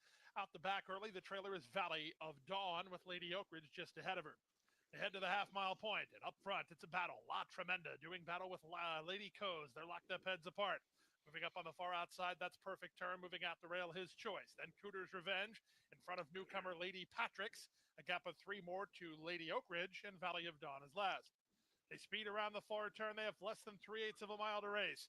The leader is La Tremenda in front by half a length from the inside. His choice with a bull bit up the rail. 5 wide, Lady Patrick's circling horses and moving out the rail. It's Cooter's Revenge. The complexion changes. The speed backs up. It's his choice with inside position. Cooter's Revenge looking for a way through at the inside. On the far outside, it's Lady Patrick's. Off the turn in the stretch drive on the far outside. Yeah, 4-0. Yep. Up to take over the lead from his choice, who's back. There you go, Austin. Inside Cooter's Revenge with Lady Coes. They come past the 16th pole. This is a debut win. it was the Good other call, Austin. Barbosa. Lady Yep. Patrick and Jonathan Ocasio are in front. Up for second is Lady Coes. Back to third, his choice. Then Cooter's Revenge in 119 flat. Nice. Good call, Austin.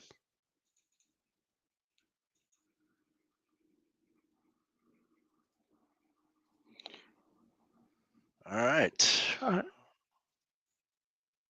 Keeneland race 4. Keeneland race 4. 5.5 furlongs on the turf here. Yes. Yesterday produced a bomb in a 5.5 furlong race. We're 6 minutes from post here. I actually had a pretty, what I think is a pretty good opinion here. I like me the 6 Bright Skittle, who's currently sitting at 3-1. And, almost won a stakes race at Gulfstream. Definitely has burnt some money, but Yes, I was gonna say that. I think if the 3 stops, the 2s, the 10s also burnt money. I think the 4 is going to be too far back. So that's how I landed on the 6. I like the 6 better than I like the 10. Yeah, and I'm the opposite. I like the 10 over the 6. Yeah, I like the fact that he's raced here at Keeneland. I realize he hasn't won. Seems to be burning a little bit of money. But he's faced, average to what we're seeing here. Gets Jose staying on board. Wesley seems to be okay with having him ready to go here, based off of more so his February March works. Mm-hmm. Looks like kind of maintenance stuff here leading up to this race. Cuts back from 6 to the half furlong. Might make a difference for him. That's probably not much of a difference cutting back for him. And the other horse I was looking at was actually the 1 Gibran as a price horse. It's a big price. For Danner, first race back, he's 29%. Small sample size, but has decent numbers with first time with horse and off layoffs. Seems to be working pretty well. And I don't know. It's just I think it's something that I'm not too familiar with the jock, but Yeah. he seems fit. For me, I can't play. I mean, if I was playing an all, fine, but I can't play a 1% 36 GSR horse. That's He- one you got to let beat you in my mind. well, I don't think he's gonna win. Let's put it that way. And I watched the works on this Asmussen horse. I think it's telling that Jose is not aboard there, even though he's pretty good with Giroux. He's 30% with Giroux. But I didn't love the works. They were dirt works, though. There was no turf works to watch there. But I wouldn't count this horse out just with the group that you have here that has, you know, a bunch of horses that have burnt money.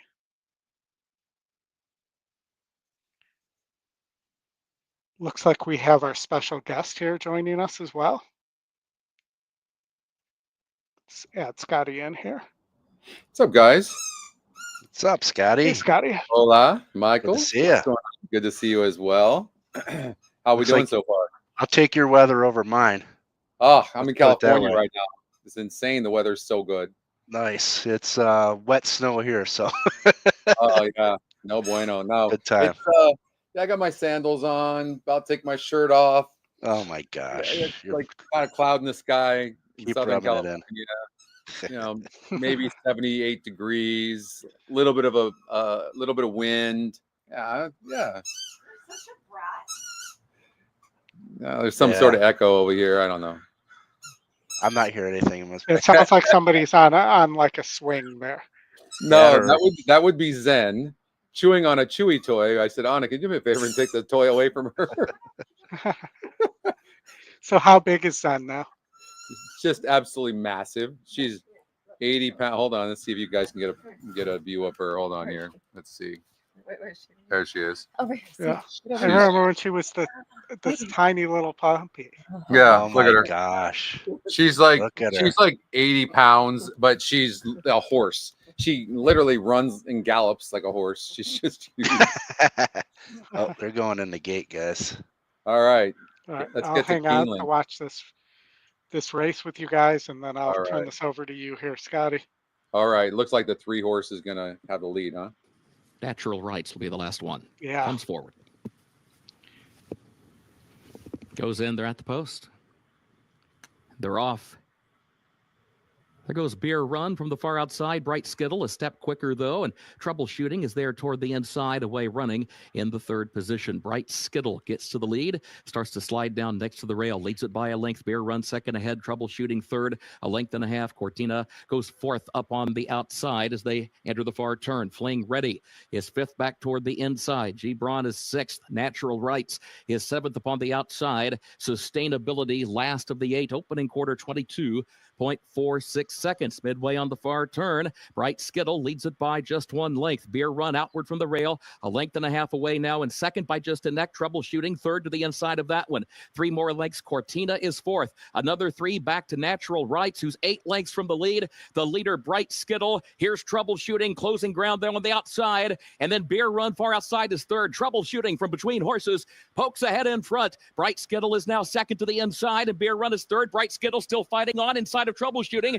Troubleshooting has the lead, though. It is Troubleshooting. Edgar Morales and Troubleshooting to win it by a length on the line. Bright Skittle second, Beer Run third, Natural Rights 4th. 3, 6, 10 is your order of finish here in the 4th race. And the 3 horse guys had the top pace number. The GSR was going up in that race, actually. And yeah, what an effort that was by the 3. And got hammered, betting wise too. Was 20-1 on the morning line, and got bet down to 7-2. Yeah. All right, so we're giving this. Go ahead and Yeah. click Got log control of it right in now. there. Yeah, let's see here. All right, that's you. So we need to give me control of this. Are you going to take the? Let's see Good here. So, all right, so we'll put this here so everyone can see this. And there we go.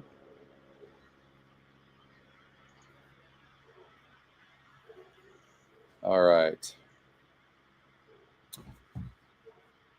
Awesome. Yeah, I thought the 3 would get the lead too, Rodney, but 3 didn't get the lead. Lexi had that 3, liked it. Morales aboard for Foley. That horse is off a layoff since November, and I don't think there was anything really. Well, there actually are some signs. You know what, guys? Too, these signs are always early on. Like you usually see these works, you know, in the earlier works. So the works leading up to this race, if you look.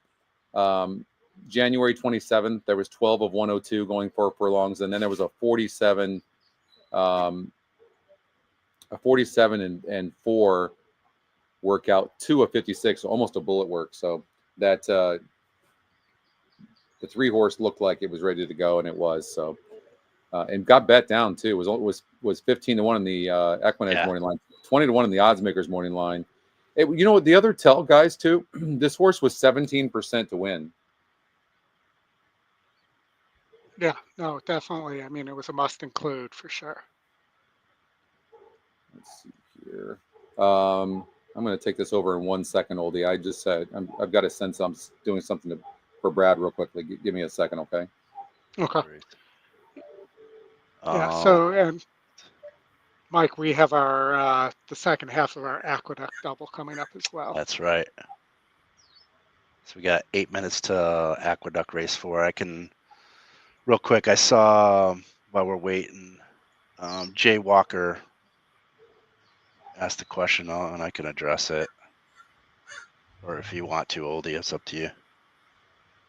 I'm not seeing the question. Oh, what do you mean by Dutch? Why? I'll let you handle that, Mike. All right. So, so Jay, basically, it's to simplify it. You can Dutch more than 2 horses, but to simplify it, Dutching 2 horses, you can do it in an exacto or daily double. It works the same either way.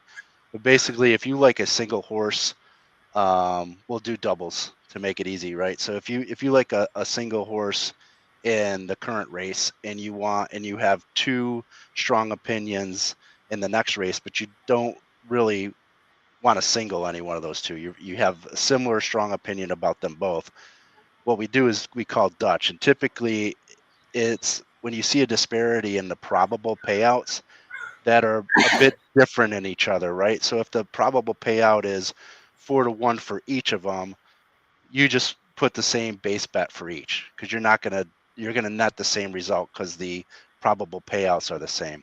Now let's just say the probable payouts for one of your combinations is 4 to 1 and the other one is 8 to 1. And let's just make a simple $1 bet. If you want a net result of getting $8 on your investment, you'll bet $1 on the one horse that's going to give you 8 to 1, and then you'll bet $2 on the other combination to get you $8, so that you're going to net the same amount at the end of the day. But obviously, you have to take into consideration your investment. So you're spending $3 to make 8, right? So that's the only difference. Is Dutching is really trying to get to the same net result payout, but you have to take into consideration how much your capital you're spending too. So hopefully that makes sense to you. All right, Oldie, I'm all done. So you can All right. thanks for covering this morning. Thank you, Oldie. Yeah, appreciate No problem, it. guys. Have a good rest of the show. I will stay in the background here for a little while. I got a couple calls to do, but I'll be listening and watching, and that you may see me walk out a couple times or whatever, but I'll talk to you guys soon. Thank you All right, Oldie. Thank you, for buddy. having me, Mike. All right. Oldie, I'm assuming you're logged out of the multiplayer. So Mike is logged into the multiplayer through the VM. Okay. But if you Yeah. want him to log out and you're going to run I got it. Yeah, log out, Mike. I got it. As long as you know how to do it for the future, we're all good. And then You want me to log out? Yeah, because when there's more than one of us in there, it messes it up. Okay. Also, Mike, when you disconnect from the VM, don't go to shutdown, go to disconnect. All right. So you want me to get out of the VM or? Yeah, go ahead and get out of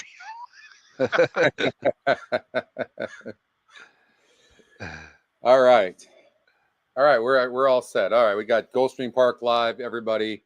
I'm Scotty McKeever, and me and Mike are going to take you through. I don't know, as long as we feel like going, Mike, and it's the first time you and I have worked together.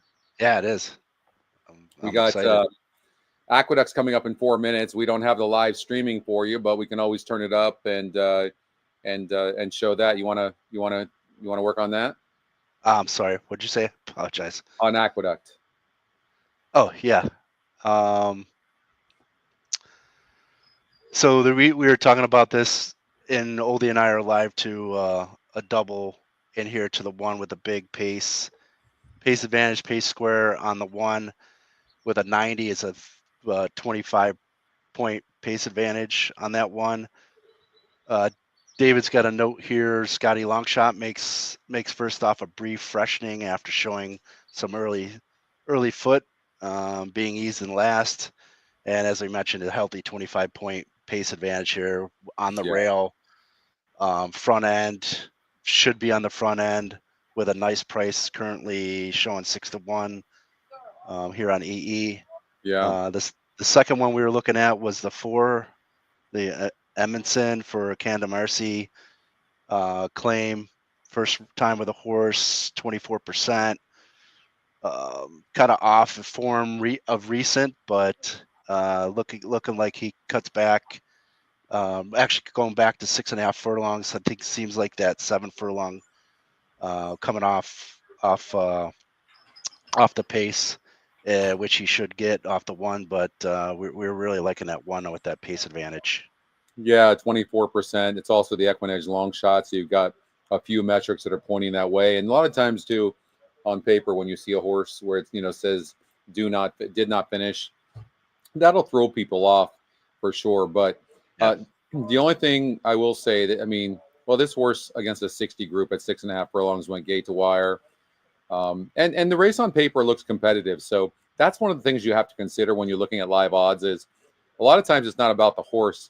It's just that the field is competitive and people don't know what to play. And so that's why you're seeing 7-1 on the one. It doesn't mean that horse doesn't have a shot. Now it is 12-1 on our EE morning line. What about the 3-horse brew pub?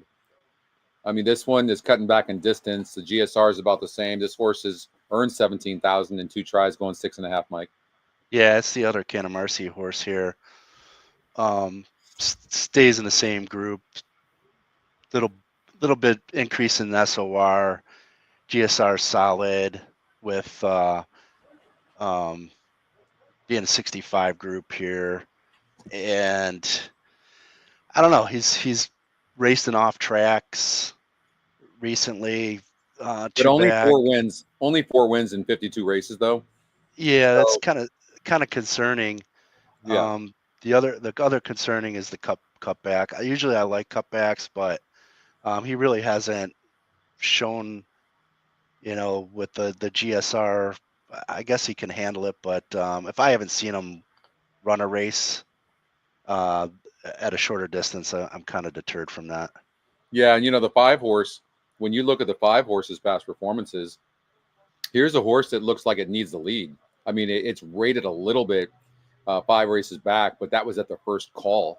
Yeah. I guess, we'll see if this horse can rate or not. Maybe it's just been facing better competition. And that's a possibility. It's been facing, this is a big drop for this horse. No question. It's big. So I have mixed feelings about it. It is even money on the EquinEdge morning line.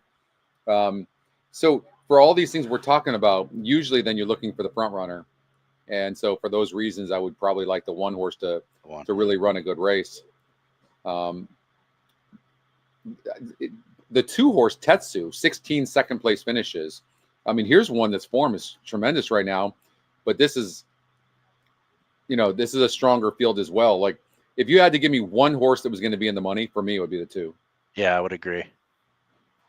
Let's see. Yeah, I would agree. And that's one of those, if you see kind of that consistent performance underneath, especially in the 2 spot, those are always ones I like to just throw in each of the underneath spots anyway. Yeah. Now, the race almost do a simulator is reverse like key this, on it. Yeah. but this is a tough race. There's a lot going on in this race, no doubt about it. Yeah. Yeah, Yeah.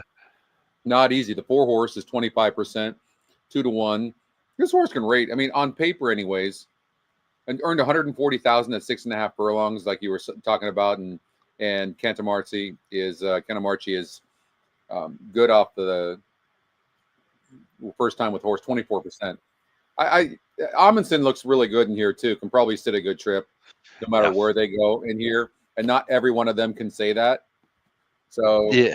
That was on mention. It seemed semi-tactical out of the rest of this group. So no matter what the pace looks like, if that one does want to run and run away with it, he seems like he can still set the trip and possibly catch him. But 1-4 for me, and they are the back end of our Dutch double that we played, Oldie and I.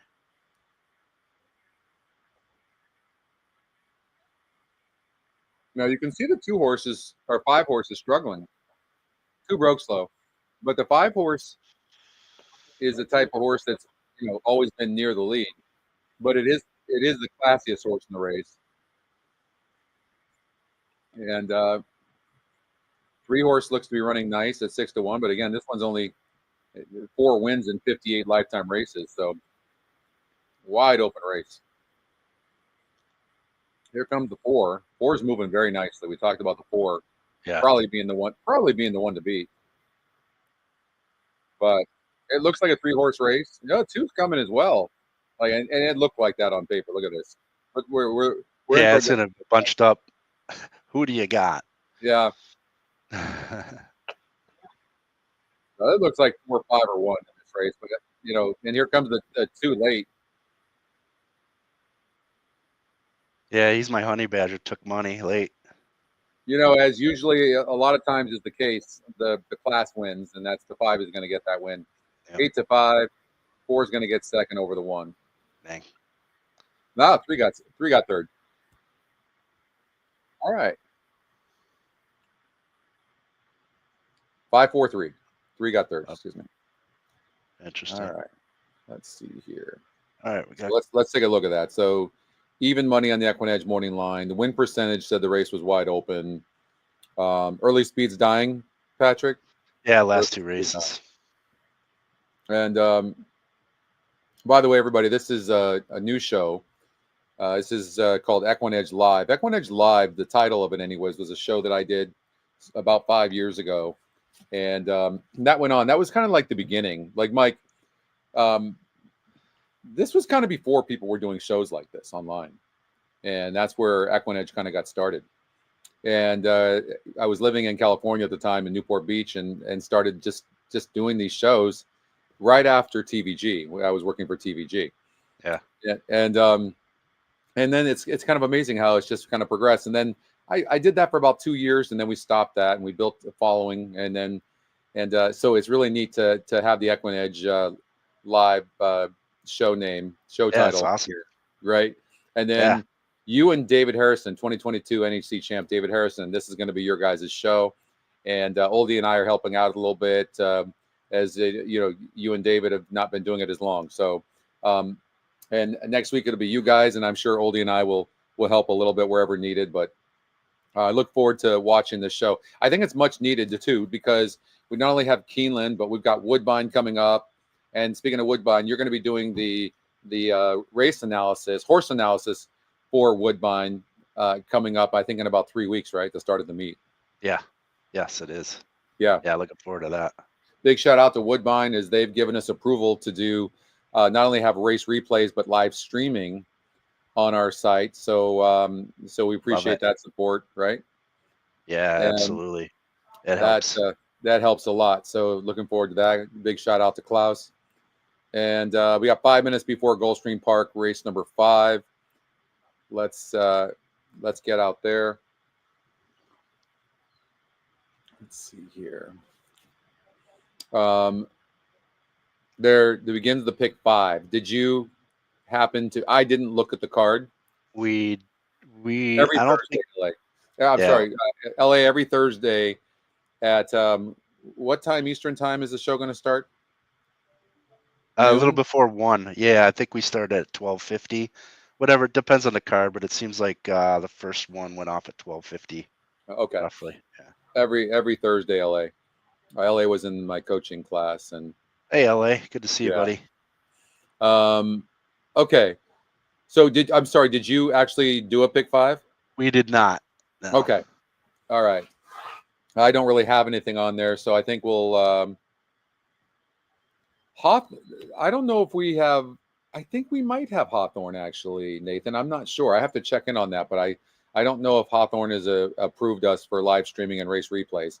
If they did, if we we're going to be really focusing more on the tracks that have approved us for that, because it's a lot easier to do the shows when you're watching the live streaming of the race with everybody. You know, it's just it's harder when not. And I'm going to get rid of these 1% horses. For me, and I know for you as well, Mike, it's easy to throw these horses out when you see 25 to 1, 20 to 1 E morning line, but also with the win percentage saying 1%, like unless they're part of the pace. And I do think you have to consider that. Right? Exactly. I do the same thing. Yep. Yeah. Okay. If they're part of the pace, I have to keep them in. Yeah. And the other thing is, like, you have a horse like the 4 horse, and it's gonna close. But when I very rarely, if almost never, will single a horse like the 4 horse. Now I know it's 12 to 1, but as an example, that doesn't have any speed, even on the turf. These horses, what people don't realize is horses that are within 2 to 3 lengths of the second call. These horses are the ones that are winning all the races. So the likelihood is that the 11, 5, or 2 is going to win this race. That's the likelihood. Now the 9's getting bet, but the 9 at the second call is 4 lengths back. But in the stretch, it's really finishing. So, you couldn't leave the 9 out. There's no way. But that being said, I mean, the 9's burned some money. Like it was the favorite here, and it lost, didn't run. The 9's kind of like I don't know about you, Mike, and we haven't talked about this, but to me, the 9 isn't somebody that seems reliable. No, and even though she's faced tougher coming into this, I don't see enough, enough of a recency class for me to back her. The one that I've been eyeing up a little bit here is the 11, coming off a layoff. The only negative is the trainer I'm not all that familiar with, so that's the big negative there. But does seem like it needs the lead to win.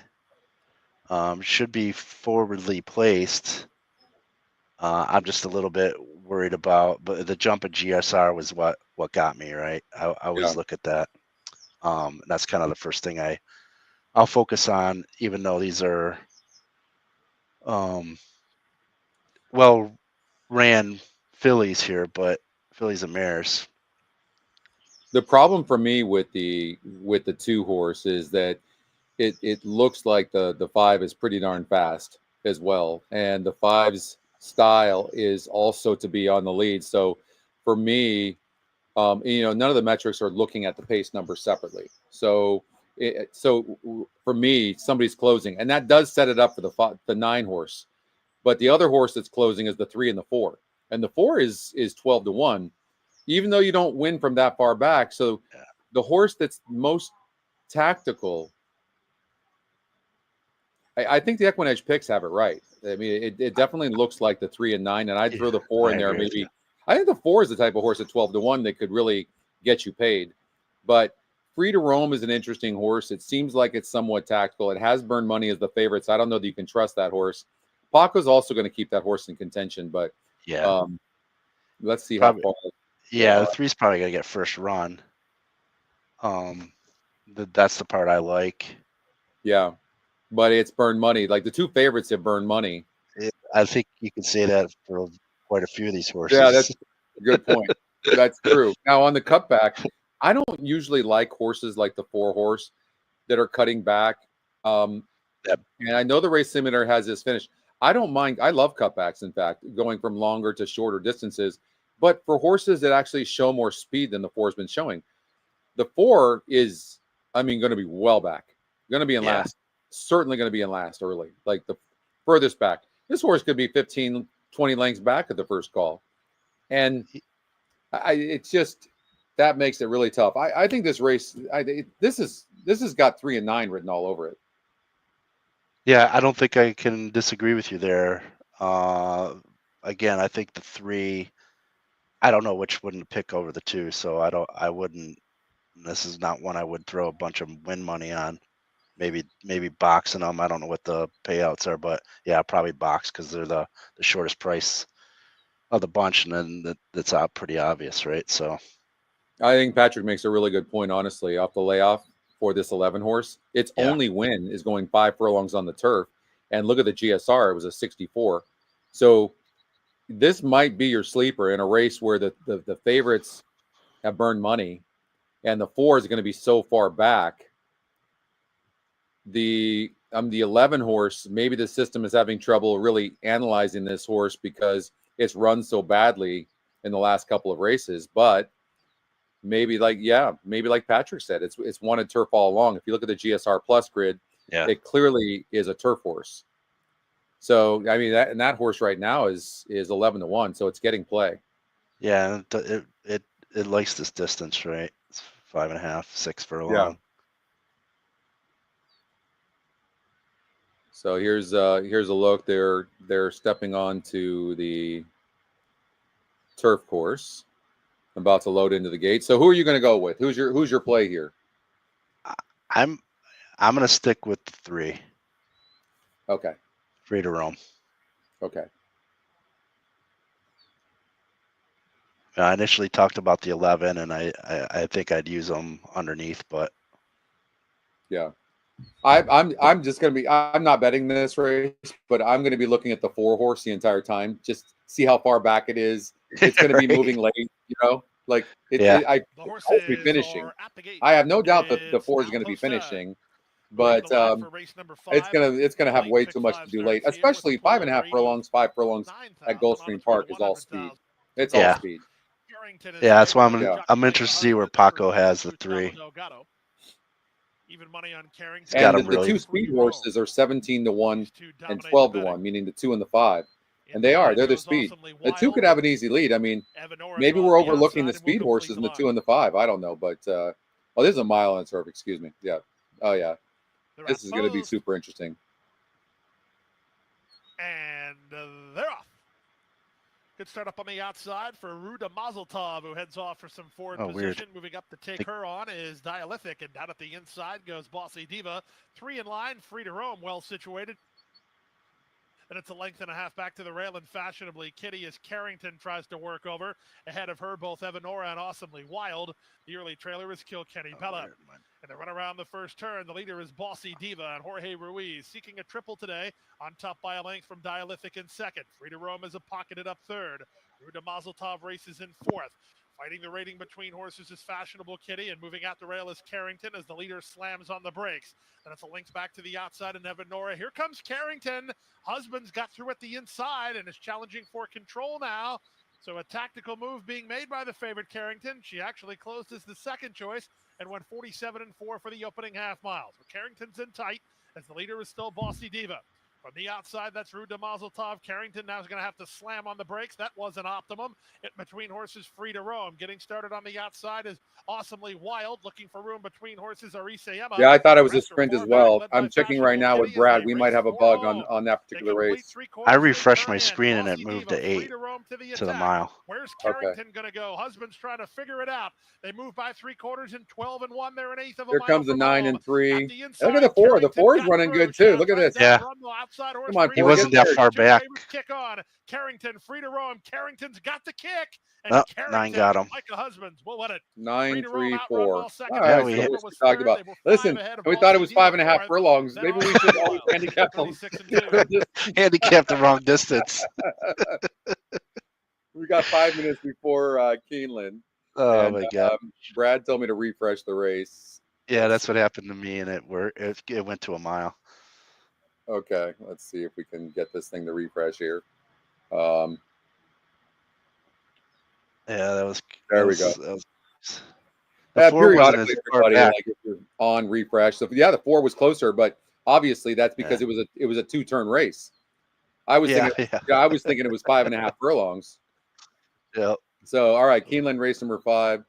Hopefully we don't have any of these bugs going in here. But all right, Keeneland, talk to me about what you think in Keeneland. Let's run the race simulator here. I'm going to throw out these bombs. I mean, there's some really big long shots in here. Look at the 11 horse. The first thing I notice is the horse is 11% to win, and it's 6-1 right now. Golden Ice. What did you think of this one? Seems like a player in here.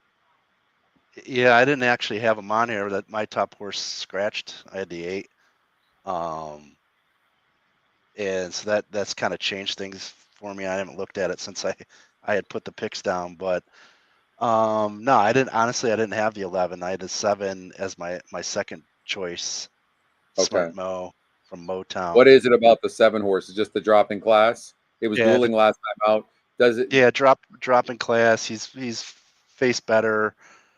Urton seems to do pretty well coming here with his horses. He gets Pratt on board. I mean that I'm a big Pratt guy, so maybe I'm a little too biased to Pratt's side of it. Yeah. But those were the factors that I had played into my second pick there. So this is interesting. This is a crazy race, and I'll tell you why. The 12 horse, the post and the starting position of the 12 is terrible. It is. And I don't see the 12 winning. That being said, this horse needs the lead. And so I only see Brian Hernandez sending hard. Will he send hard and sit off the 7 because the 7's obviously got a better post, or will he just kill the 7? Because I don't know that the 7 has the ability to really rate all that much. And so now the 7 has a better post advantage for sure, but the 12 has the ability to kill the 7's chances in this race. Well, I think to me the horse that could kill his chances is the 1. But I don't think he's got enough to get there either.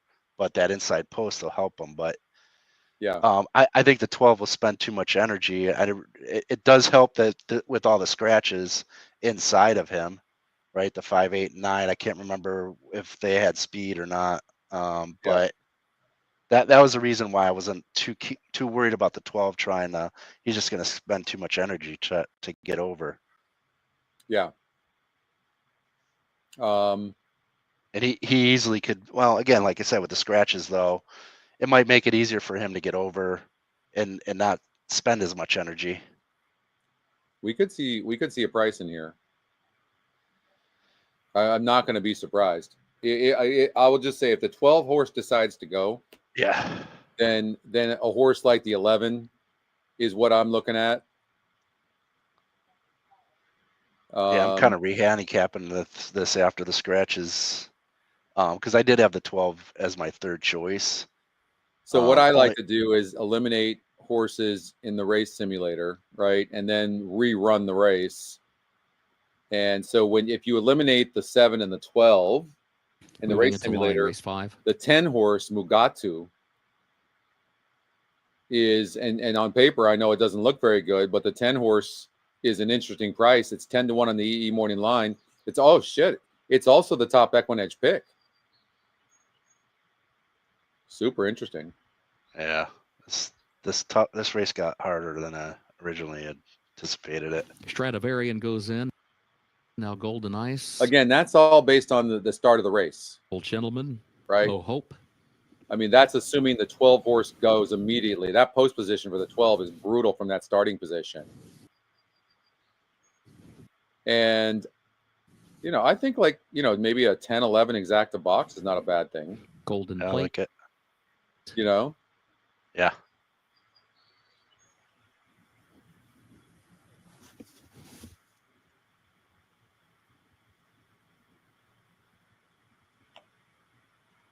Well, we'll see what happens here. You can see where the first turn is. Like, Noble Gentleman fractious in the gate. it's a couple of steps, and that's it. And the 12 has got to send from there, or else he's going to lose 4 or 5 lengths at the first turn. So the 4 horse, they're backing out of the gate. Number 4, Noble Gentleman backs out of the gate. The vet's going to look at the 4. Huh. And looks like they're going to back them all out.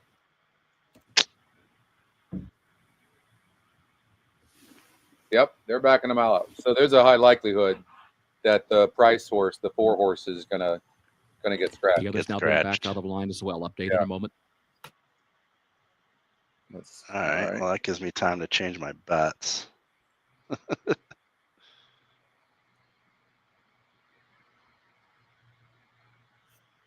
All right. And your attention, please. Number 4, Noble Gentleman, a late. Yep. Late scratch of the 4, you guys. Noble Gentleman. And again, if you run the race simulator, even if you run the race simulator and everything goes perfect, look at this. It's showing the 10 horse, like literally right there with the 7. And this 12 horse is not. Now I know the E morning line on the 11 is off. I mean, that horse shouldn't be 30-1 EE morning line. So that'll happen once in a while. I mean, our EE morning line's phenomenal, but sometimes it'll have these anomalies. And in that situation, I just said that's just a bad EE morning line. And this horse has been running, but it hasn't been facing big fields. Yeah. But you know what I think too, though? It beat a 30. First of all, it won by 6 lengths against a 34 SOR Group 3 back, Mike. It was 68% to win. Big deal. All it did, that tells me the competition. So all it did was it was supposed to do, right? Right. Exactly. In the last couple of races, it's been small fields. So I mean, but the 11 they're going back immediately. I love that they do that, by the way. Good for I them. do too. Yeah. Like a lot of tracks don't do that. So that was good. Anyways, 7's the horse to beat for me. If the 12 breaks slow and the 7 gets an easy lead on the lead, I still think maybe you do a 7 with a 10-11 exacta and then do a cover bet 10-11 exacta box. The 12 wins this race. Good luck. Great job. But Golden Plate goes in. that is not a good post position to be. And you have a horse Speed on the is outside of you at just one. 14. Goes in. First wire at the post. And they're off. There's Golden Plate. There's Mo Hope from the he far. went out. Hope moved up. Golden Plate goes second. And Indy there's your charges one on. you mentioned. Is away running trying in to third. Their protect that Stradivarian position. is in Yep. fourth. They enter the And, first turn. Smart Mo comes I mean, next. look at And that. Golden Ice, who Even the stacks 11 up horse toward is the far putting outside, 4 some, wide, now 3 wide from the center of the pressure on pack the into the 7. first turn. Indy charges on, moves up to the inside, puts ahead in Look, front. they look like The they're ground moving. saving trip around the first turn from that inside starting spot. Mo Hope between horses second by 3/4 of a length. Smart Mo I mean, the wide 10 horse third off the first the turn and EquinEdge onto the top back pick stretch, is and then in Golden last place Plate, right now. who's next just Yeah, he's way inside, back. travels in fifth. Speed Institute outward from the rail off the first turn and up the backstretch in sixth. Stradivarian travels in seventh. Kistler is eighth. And Mugatu last of the 9, 23.74 rather for that opening quarter. Midpoint of the backstretch. Battle continues up front. Mo Hope between horses. Indy charges onto the inside. Smart Mo is there to the far outside. Golden Plate fourth back toward the inside. 2 lengths off the leader to the far turn. Golden Ice is fifth on the outside of that one. 47.49 was the time for the first half mile. Indy charges on to the inside. Has a head in front as they come toward the quarter pole. And Mo Hope is still there and still fighting on. Now pokes ahead back in front as they move for the top of the short stretch. Smart Mo was wide around the turn. Lost some ground in third. Now nearly 5 lengths off the lead. Golden Plate, then Golden Ice, top of the lane. And here is Mo Hope for the lead from Indy charges on, who's now second toward the inside of the final furlong. It is 5 more lengths back to Smart Mo. Indy charges on, Look at the is one. fighting back to the inside of Mo Hope. Indy charges on. Mo Hope, then Mo's Golden gonna get Ice, and Smart Mo. It is Mo What Hope an from the effort. outside trying. Wow. Mo Hope for That Brian was huge. Hernandez Jr. Well, Great job. Brian Hernandez did a really, really nice job on that 12 horse. And yeah, he did. disappointing effort from the 7. But we talked about this too, though. The 7 looks like the type of horse that needs a lead for its best, and it Right. didn't get it. Yep. And The one sent from the inside. It looked like it had some speed. The truth is, the jockey needed to send. Right? He needed to send on the 7 is what he needed to do. You don't even mess around. And let's take a look at this. Let's see here.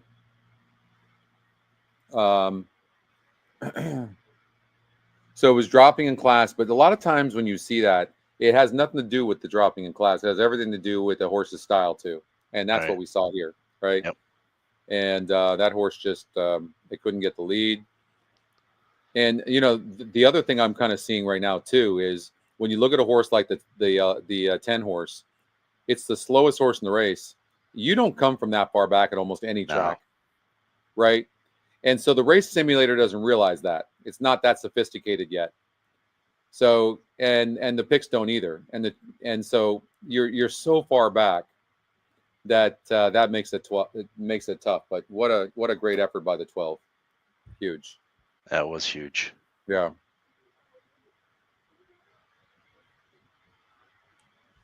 And let's see here. The 12 ended up getting off at 9-1. Yeah, Wow. that's a great price. That's just crazy. You know, it's things change when you have so many scratches in a race. I'm assuming this race was taken off the turf. But when things change like that, yeah. I mean, it's all over the board. But 12 horse ran huge from that post, 17% to win, and you got 9-1. By the way, if you are playing tournaments, that's the type of horse you are looking for. To be fair, because you got 9-1. You know, you're looking for anything over 100 that totals over 100. You got 9-1 over 17%. Like that's the value you're looking for, Mike. Yeah. Yeah, it's something I overlooked. I usually look for that too, but I think I was too fixated on that the post. Yeah, and then, nobody made up ground either. Like yeah, and then the other was the 10. I didn't think he'd be that far back, but apparently he was. Yep. The race sim kind of had it that way, but I didn't think he was gonna be that far back. I kind of maybe it was a hoping that he was gonna be that far back. For sure. But yeah, I don't think the 12 got it necessarily an easy cut over. Well, maybe he did. Now that I think back on that he did. race, Well, they weren't going did. that. They weren't going that fast. And Right. they went 23-3, so they weren't going that fast. He was right next to the 1. Now that I think about it, wasn't he? Yep, Yeah. on the inside. Damn. All right. Yep. Yeah, you're right. Good No, call. but nobody made up ground at all. No. Like nobody in that race made up any ground. So we have a race number here, race number 5 here at Aqueduct in a couple of minutes, and it's not a lot of time to handicap the race, but might as well since we have 12 minutes before race number 6. What I can't tell whether this horse needs the lead or not. You can see it rated here back on at Keeneland back in October last year, but by the most part, this horse is always on or near the lead. Right. So I'm a little confused by this horse. You can see at the first call, the 3 horse who definitely needs the lead is going to have the lead and is on the outside of the 2. So how do you factor in a race like that? Like I don't think the 3 can win because of its style, but unless the 2 backs off and lets the 3 go. That's the only way. Because I think the 2, obviously, that the inside post is going to help him, or her, I should say, and but I don't the think the 2 horse is dead on the board too, very dead on the board right now. Like I know you have this one race here, but I'm just going to assume that this horse cannot rate, and this horse needs a lead, and that's why this horse is dead on the board right now, and so. Let's go with this so we can have some conviction. Let's just go that the 2 and 3 are going to both stop. Okay, so now we're at the stretch, but they go all the way to the stretch. The 2's in the lead, so it might be too late for these closers. So we could probably throw out the 5. Clearly, all the front runners, we're definitely not taking the 3. We're going to take the 2, and then. Look at all these horses closing, but the 1 is really flying. The EquinEdge long shot, like Brandon was talking about. Like, what do you think about the 1 horse? It's cutting back in distance, which it won at 6 furlongs 2 back against similar. Yeah, I mean the 2's cutting back too. Yeah, but it's going to be part of a fast pace. The Um, the 4 horse's style is to be near the lead, so it's not my type of horse. It's also dead on the board. And you have the 6 Artemis Sound, but here's another one that's always near the lead. And then you've got the 7 horse, who's this horse can rate. For me, and the way I play, I would be looking at a horse like Graceful Rose, the EquinEdge Long Shot, or the 7 horse Dangerous Affair. I'm with you. That's for me. I agree, Scotty. When I see 2 pace numbers or even more that are in the 70s or above, and then I look at their past performances, just like we did here. Yeah. And if they need to lead and or seem to falter and can't rate, then I look for somebody near or who's going to get first run, right? Yeah. That's solid, that's sound, that can rate, and then show that they can run off the pace, be tactical. The 6 and 7 are the 2. Now we could talk about the difference between those 2. The 6 has got a drop in GSR. Yeah. He's only, this is cutting back even further from 2 races back, from 8.5 furlongs off of turf. Been on the turf. This is his second on the off the dirt. Looking seems to want the dirt, so it could be better second race back and improving off the layoff, and then like you mentioned, the 1. But for me, I always look at the first run. Like, who's going to get first run? The 1 horse to me is the 1 horse that's most likely going to be in the money, and it has 7 third-place finishes. And so in a race where it looks wide open and the favorites could lose or the long shots can win, I don't personally think the 5 has any chance in here personally. Yeah. But the rest of them do. I mean, I like the 3. I guess the 3 could get away if the 2 doesn't go. But the 1 looks like the likely horse to be in the money, and maybe the 4 can rate a little bit more than I think it can. I mean, Looks like they're off. Are they off? Yeah. Let's see here. Yep. Yeah, they are off. Okay, let's see what happens here. I'll turn it up so you can at least hear it. 3's on the lead, not surprisingly. 2's sitting in second. 6, the jockey took a look back. Artemis Sound is rating, but don't be surprised. This 3 horse is running huge. He is running huge. Here Yeah, comes 6 is gonna coming. get it. Yeah, now the 3's shortening up strides. 7's coming late, not surprised. So it's going to be 6, 7, and 3's going to maybe hold up for third, but the 1's coming late. Yeah, yeah, not surprised. Okay, so 6, 7, 1. Yeah. So I mean, we talked about the 1 and 7. They did run second and third, but the 6 was able to rate, no problem. Yeah, they were the 2 that we talked about getting first run on the leaders. So yeah, that totally played to the pace and pace layout.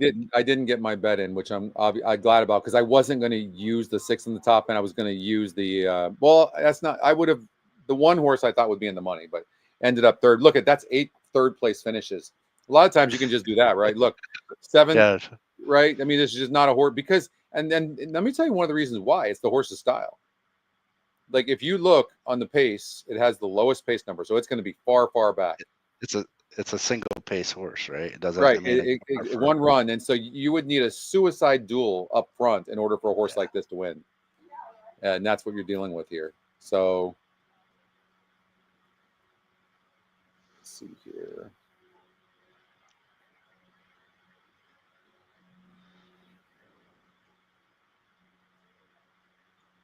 I'm in the Twin Spires contest too. I've blew it in the last race at Keeneland.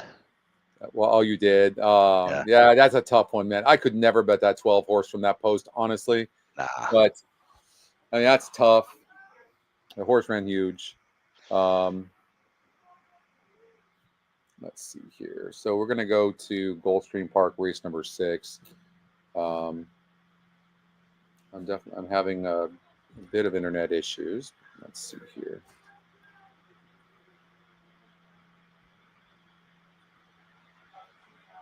All right, bear with me here. Yeah, I can kind of talk through it without the. All right, screen yeah, reader. go ahead. Yeah, go ahead while I try to. Yeah, so there's another raise short sprint here, 5 furlongs on the synthetic for maidens. Filly is a mare's 3-year-old and upward. 17 and a half maiden claimers. There's a pace square here on the number 1 with a 17-point pace advantage. Morning line 8-1, EE morning line 12-1, and it's being bet down to 9-2 currently. This is a second time starter, shortening up from 5.5 from its maiden voyage. Did finish third by 3 3/4 lengths for Angel Rodriguez, 9%, second time lifetime starter. It's been training okay. You know, should take the lead. Didn't look at the race sim yet, but I'm sure you'll run that. Looks like he's gonna take the lead with the 7 and the 4 pressing. Shows him stopping. So that would be kind of the concern is will he do it again? Second time out. Another second time starter in the 7 is the top Scotty pick. 30% win percentage, is taking money. Drop in GSR, drops from a 6 furlong first time out for Safi, dropping back to 5, gets the break from Husbands on board. Looking at the trouble line here, last dual save ground weekend. Not training overly well. His older training looked better than recent. Yeah. So the 7-horse Bashful Days is this horse, the second time starter. This one. Ooh, we lost Scotty. All right, let me see if I can share because I, of course, logged out of the stream to take control. I shouldn't have done that. Let me see. I don't think I can add myself back in. Let me see if I can log back in. Bear with me, guys.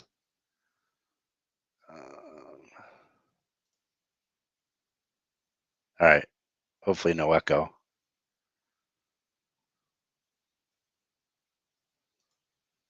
Let me see if I could get this back here.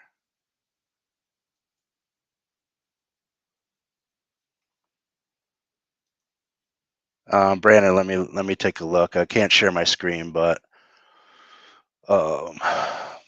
Justin does have a note on the 3.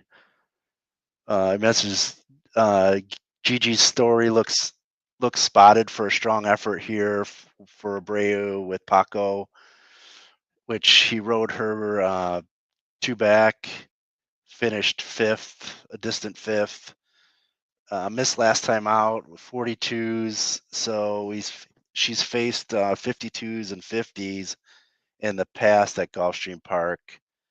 The last finish with Tyler on board for 17 and a half claimers, finished mile and 3/4 out.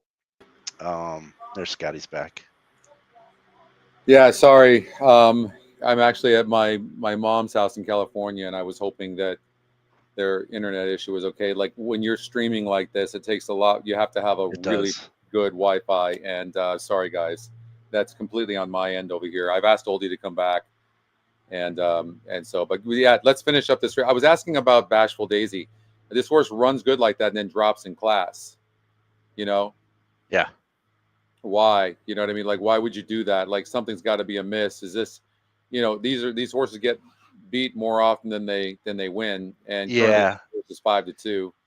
Yeah, it comes in with the tag coming out into the claiming rank. So I don't. Yeah, it's a question mark for me.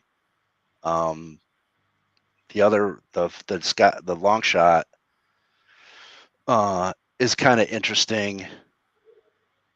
Switching surface back to the synthetic for with a trainer change and claim in Gonzalez to 20% off the claim.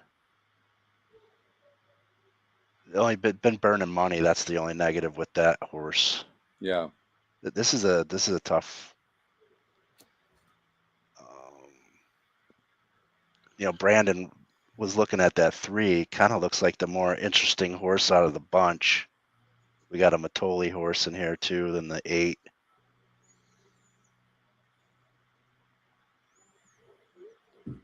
Hey, Rather Oldy, it doesn't. I'm Hey, not. Oldy. Doesn't look likely that I'm going to be able to control this from this end. It's really, really bad. Okay, so Mike, do you want to? It looks like you're still connected to the VM there. Yeah. So just go ahead and share or open another tab if you close the tab, I did. and then You can go to present, and then you share your screen. Yeah, hold on a second. The horses are approaching the starting gate. 1 minute to race 6 in the late pick 4. I don't trust a horse like the 7 horse, recognizing I'm not going to be surprised if this horse loses by 10 lengths or wins by 10 lengths. Toku, that's a horse that Justin put a note on, and it does seem like this horse is live. I mean, that was a good effort, and maybe it's just about maybe the 7 wins for fun. Why is it only 8-5 though? And it's interesting that the EquinEdge morning line has this horse at 7-2. And then you've got Gigi's Story, the 3 horse.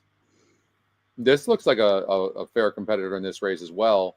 Paco jumps aboard, and he was aboard 2 back, but the horse broke from the rail, didn't run good. So, oh, thank you, Al. Appreciate that. Oldy, I gotta log in under you again, or what? It's now post time. No, so remember, go to the VM. Yep. Moving in for a start. Number 6, 5 furlongs on the Tapeta Copy and paste. Well, you already Joseph have Trainee, it Bashful attached to Daisy is StreamYard race there, favorite right? at 6-5 I do, here. yeah. So on the VM, open a second tab. Yep. Click on the multiplayer. In all probability, getting ready to move in line. For what it's worth, everybody, on this short handicapping here, I like the 2 and the 3. Girl. I think there's a lot of speed in here.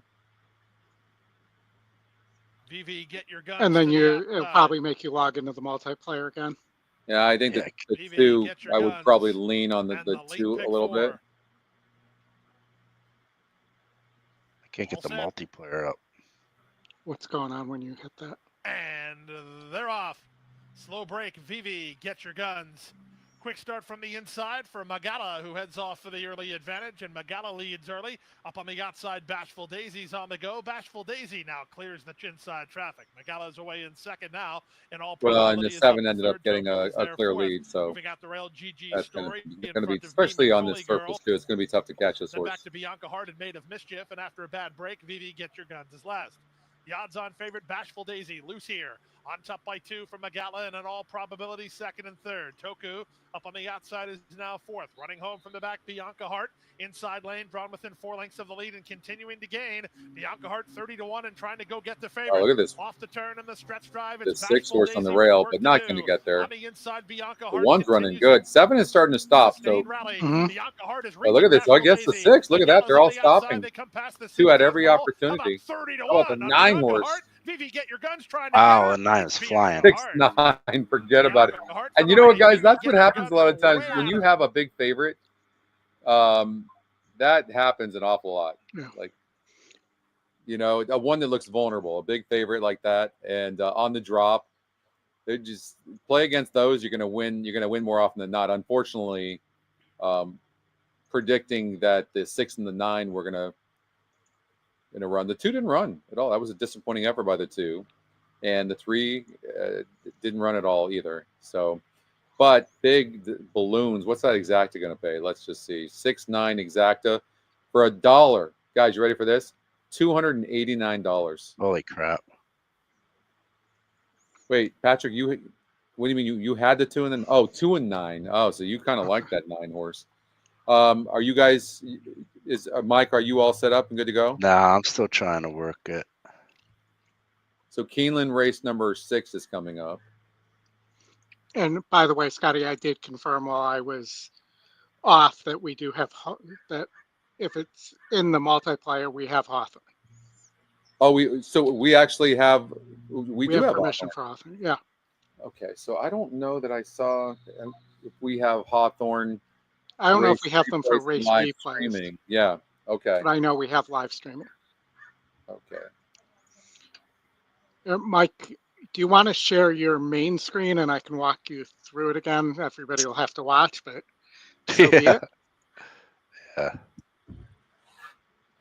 Guys, why don't we do real quickly? Let's just do Keeneland first, and then Okay. and then we'll do that afterwards.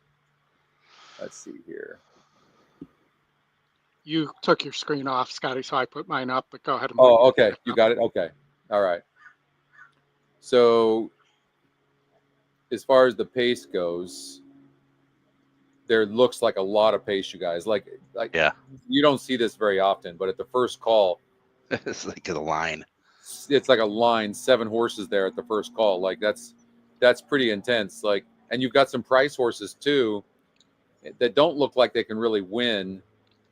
And then, of course, you always have to look at the speed to the inside. That's going to save ground, and then maybe some of these horses are actually tactical. Like the 2 horses, interesting. Your 3 horses, the lukewarm favor right now, but this isn't somebody that I would want to put too much money on. You guys? I have a note on the 3 that the last time it won, it had a hot pace setup and ran past tired horses. Yeah, I would believe that. And it's only 12% right now. The 5 horses 9-5 EE morning line, and 28% to win, and EquinEdge's second pick. Yeah. Why do you guys? Is it because of the layoff that people aren't betting this horse, or what do you guys think? That would be my guess, but he's training well. I don't see why it would scare him too much. You know, Wesley and Johnny V on board. He's tactical. Yeah. With this pace, he can, you know, even if he gets in a little trouble, he was a beaten favorite last time out against 54s, but I think he fits here. That's the horse I had on top, and I actually had him as my best bet of the day.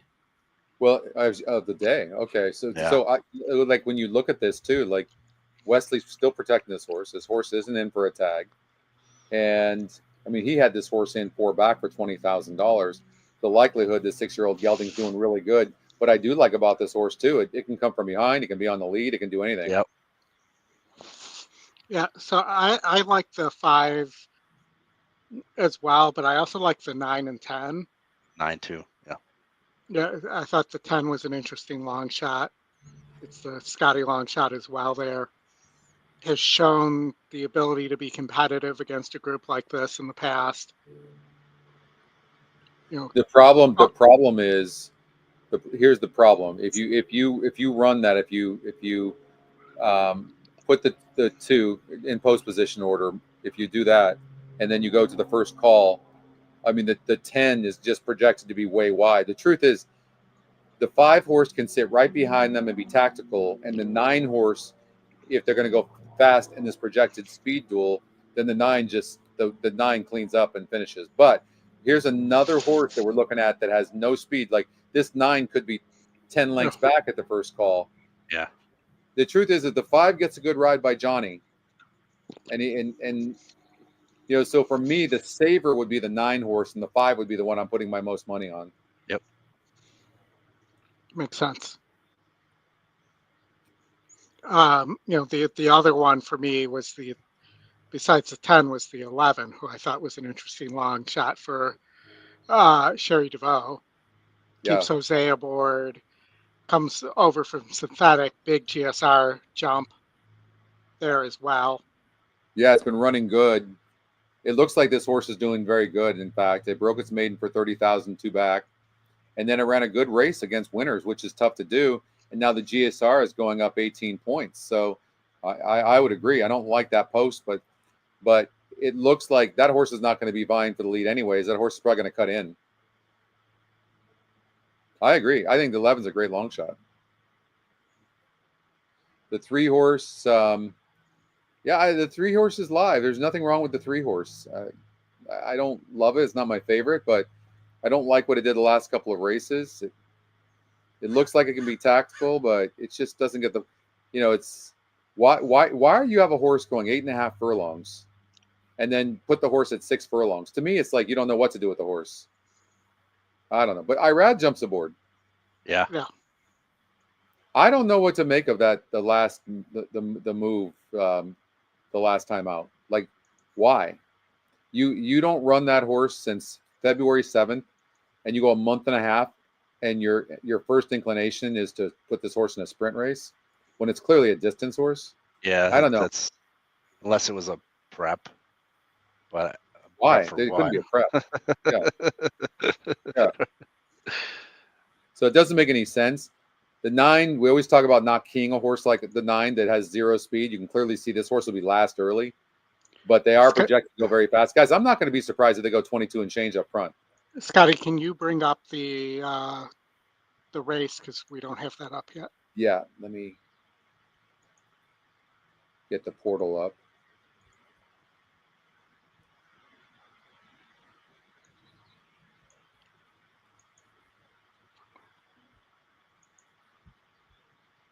I have to show my screen in order to do that.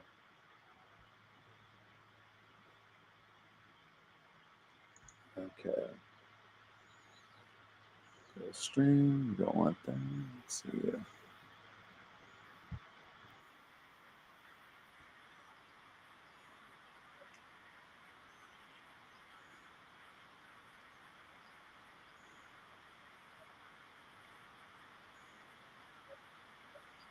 I'm trying to present my screen only. It's there. It just needs to be added. Redemption Time is 5th back toward the inside, stays a lane off the rail, looks for some running. Remember, you have to click the between remove horses as they hit the backstretch. No. Reset is next. Travels in the 6th spot. Publicity is 7th. Django near the back of the pack moves up 1 spot from 8th. Sweet Talking Bourbon is in 9th. Precision Strike is last of the 10. They did not go anywhere near the pace that we time for the expected. first I mean, quarter. DeBook is the leader. And Ministerial is second, just off the leader's flank. Not even near It's what in I My was Blood thinking goes of. third ahead. Curly's Like, Gesture 4th. Redemption and the Time is 9s in have to be 5th. too close Reset to the is 6th speed. upon the 5 is outside. just crazy. Django 4-1 is 7th. off Will have to odds go on the wide 5. to the far turn after a half mile and 48.14 seconds. The Book is still the leader, but Ministerial right alongside. Curlin's Gesture seeks to join them, has to go 3 lanes off the rail from 3rd, a length and a half off the lead. They're coming to the quarter pole. Struggling. And then Rousset, who's 4th up on the outside. Django is still toward the center of the pack, has to angle wide to the top of the short stretch, and is nearly 9 lengths off the lead as they turn for home. Curlin's Gesture alongside of the Book. That's the lead battle off the far turn. And Sweet Talking Bourbon is running late down the outside with Django. That pair 3 lengths away. The Book is still there with a narrow lead. Curlin's Gesture is alongside. The Book, Curlin's Gesture, Sweet Talking Bourbon, and then Django. The Book. The Book hits the wire a half length in front. 54-1 under Ray Gutierrez. Unbelievable. Let's look at that horse. I mean, yeah, didn't it look like that kind of race? Like just wide open. Look at the first call. Guys, when you look at this 4 horse, it certainly didn't look bad. Like it really didn't. Look at the race 2 back against a tougher group than this. The GSR stayed the same on the dirt, and it got second. Last time out, it broke 10th. This horse just got overlooked. Well, also, it never shown speed like that. No, that's the key. Oh, I would have never. That's I would have never looked. I mean, to Patrick's point, he'd make it. Nobody's making up ground. I wouldn't have had that horse out front or near the lead. No way. Let's see. So there was that bullet work. So if you click on the book there. Yeah. I'm just seeing if it was Yeah. recorded.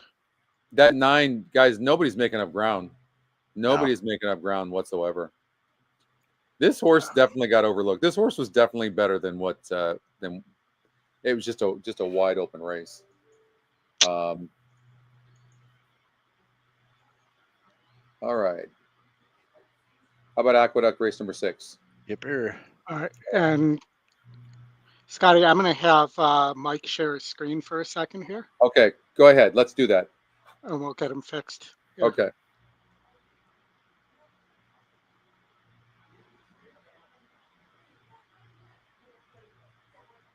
Well, if it lets me. Just click on, now from your main StreamYard, click on present.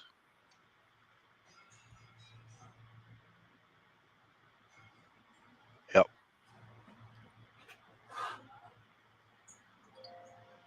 You want me to share the VM, right? Yeah, share the VM like we did the first time when we set it up. All right, but we're just going to have to do it from. Is it sharing? Because I thought I did Yeah, that. it is. Yeah, hold on. Let me just move. All right. Look what it's doing. Of course. All right, so open another tab there. Click on multiplayer. Nope, go back. Click on That's what I multiplayer. was doing wrong. Click login. That was easy. Then go back to StreamYard. No worries. Got it, man. Yeah, you need to turn off the volume, but yeah. Yeah. Yeah, I'll fix it. Hold on. You just. All right, I got it. Keeneland. Are we doing? Oh, we can't. Can we show Hawthorne or no? Yeah. We can. Okay. And then click present again, but do it from the StreamYard, not from the VM StreamYard. Can't talk today. You want me to present what? The East is the VM screen. We just need to add it now through the VM StreamYard.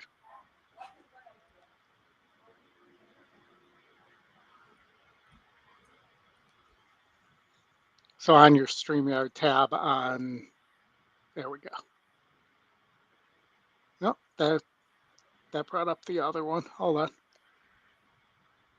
So I'm going to re-add this here. All right. So here, where you are right now, see where it says present? Yep. Click on that.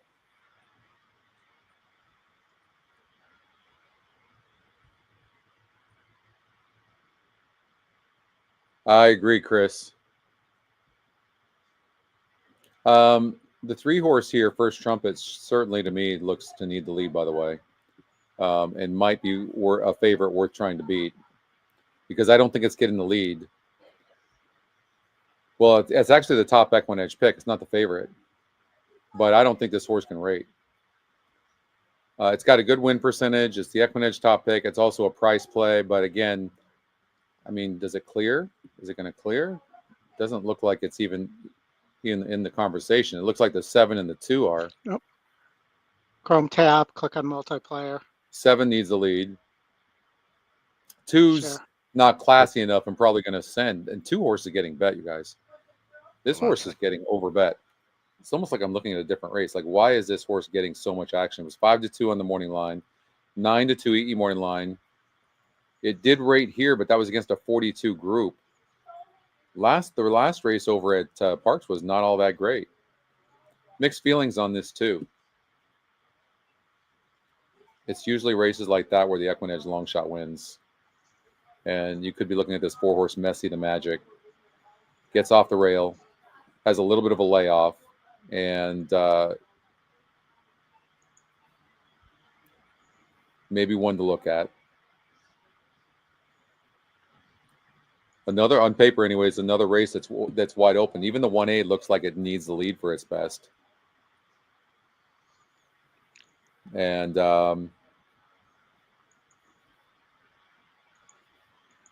let's see here.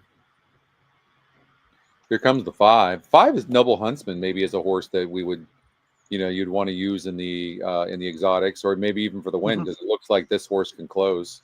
But it only has 1 win in 31 races, so that's just not somebody I'm relying on.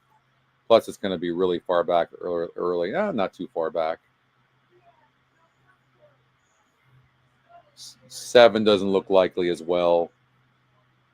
I don't think you can use the 6, Patrick, off the layoff. Like, it's just like it barely got up against a really easy field. God, this is a tough race. I mean, for me, are we going to see a horse that normally doesn't rate and all of a sudden rate like the 3 horse possibly 7-1 right now? From Torpedo Run, I mean, this horse looks like it can rate a little bit, but it's style. Look how much money this horse has earned. For me, Messy the Magic seems the one that's probably most reliable to run a decent race or be in the money. What a tough race! I definitely think the 2 is getting overbet. The one thing I will say, if you look at the 1A guys, blown cover, this horse is 3-5 on the EE morning line. It's 3-1 right now. That's crazy. Yeah, it was the morning line favorite too. Isn't this going to set up for the 6 or the 5 though? It could.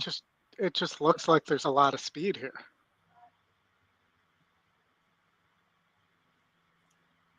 Yeah, but I don't know. I don't know if I could take either one of those horses. 5 horse, yes, 1 win.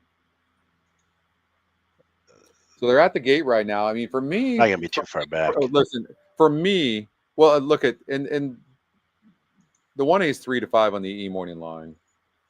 I mean, it lost by 47 lengths last time out. It's had 3 straight layoff lines. I mean,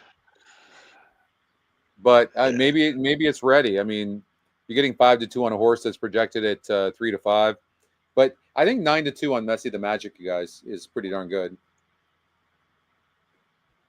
And I don't know what it is. Brad Cox and Linda Rice claiming off of each other.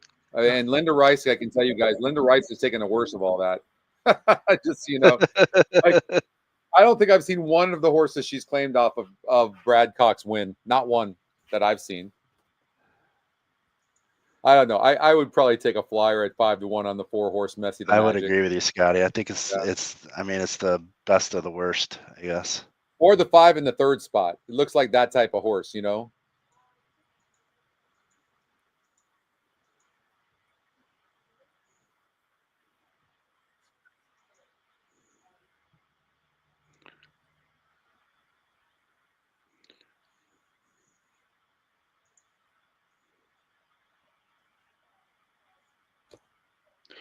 The 1A hasn't lost by more than 8 lengths is the lowest. 8 lengths, yeah.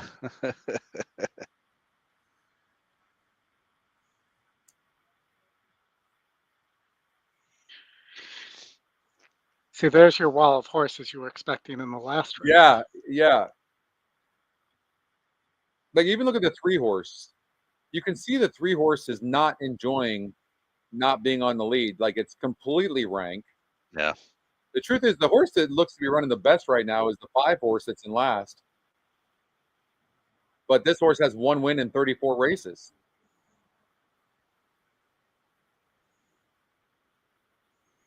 Somebody's coming there. Is that the 4?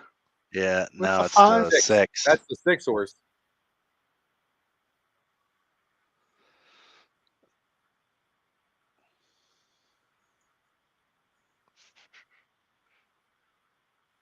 Five wide here, or 4 wide? 5 wide. 2's going to win this race, I think. Yeah. He's got the horse. 1A's hanging tough, though.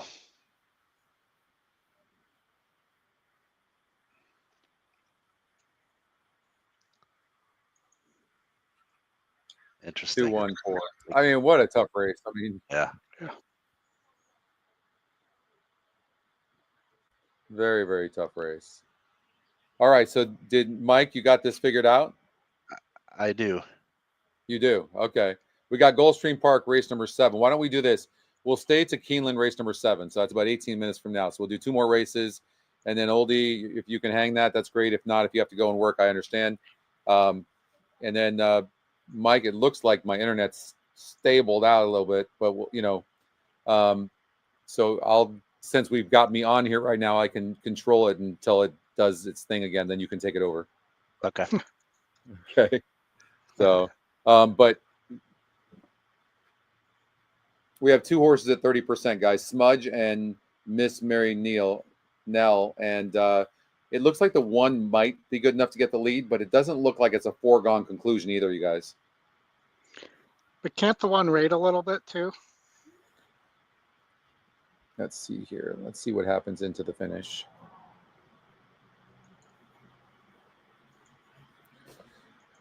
So the race simulator has the 1. Whoa. Yeah.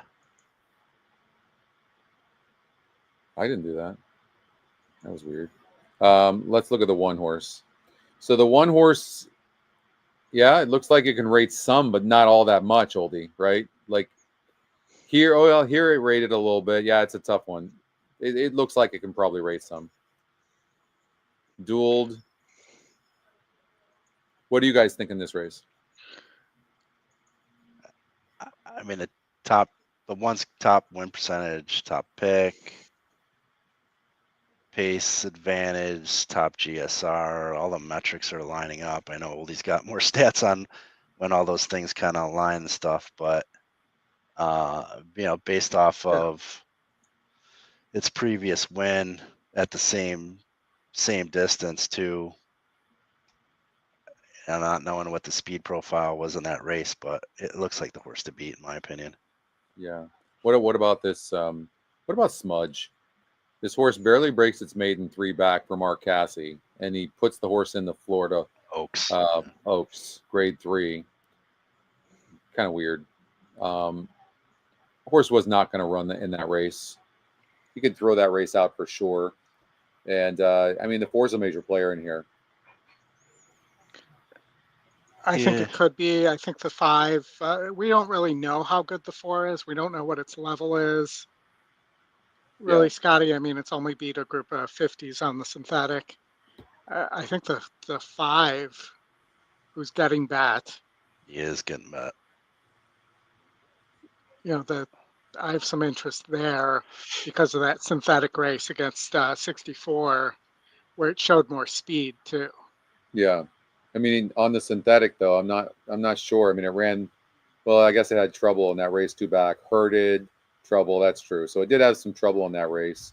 It looks like it's doing okay. But it was 62-1 last time out in that grade 3 here at Gulfstream Park. So you can throw that race out. Yeah. And then it had trouble in the race before that. It only faced 4 other horses though. I don't know how you get in trouble with 5 horses in a race, but and then the race before that, it was off of a layoff and it didn't run at all. It's also a tough read. It's also a tough read.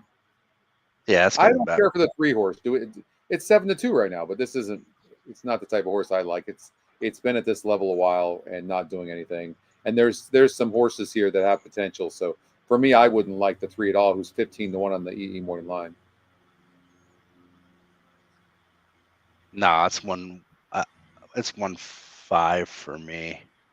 The 5's the class, but as we mentioned, only 2nd time on the synthetic, and it had a little bit of trouble. Shouldn't get any of that today.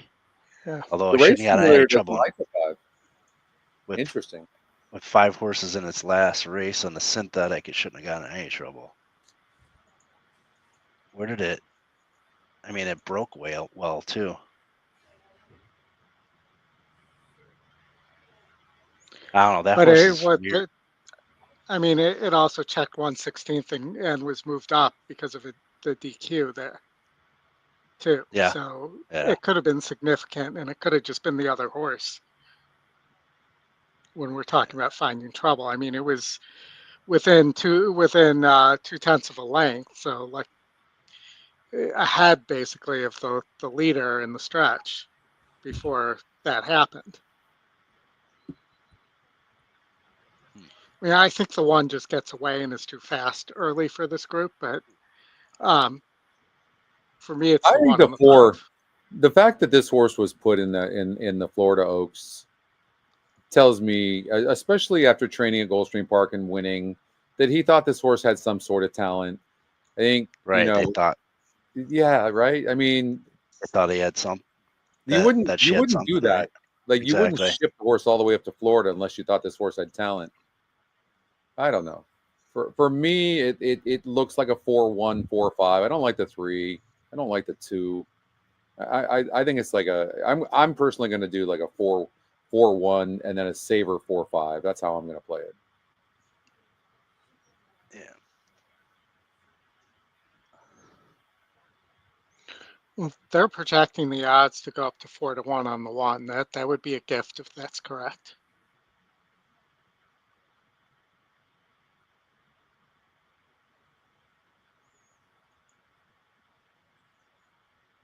Very turfy looking horse too, in my mind. Which one The 1 looks very turfy to me. does it?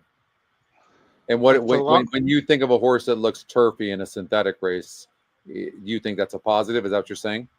No, it's just something I'm noting. I don't necessarily. A lot of these are horses that are running mostly on the turf, so Right. I don't downgrade or upgrade the horse at all. I mean, this one's proven it can run on the turf. I'm just saying it's kind of got like those long like like stringy legs that you see more on turf horses.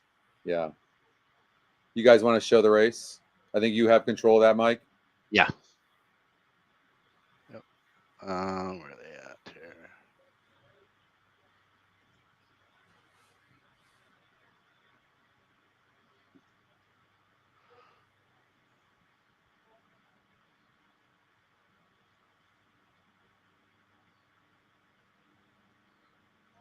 All right, who's sharing here? Yeah, you just got to click remove on Scotty's screen. Scotty. I'm gonna not remove Scotty. Okay. There you go. I want to do that to him. All right. That's all right. There we go. You're going to be a pro by the time you do the next show next week. I was It's good just- until I closed that tab. Yeah, When you were you doing took fine over. before. I shouldn't have closed the tab earlier.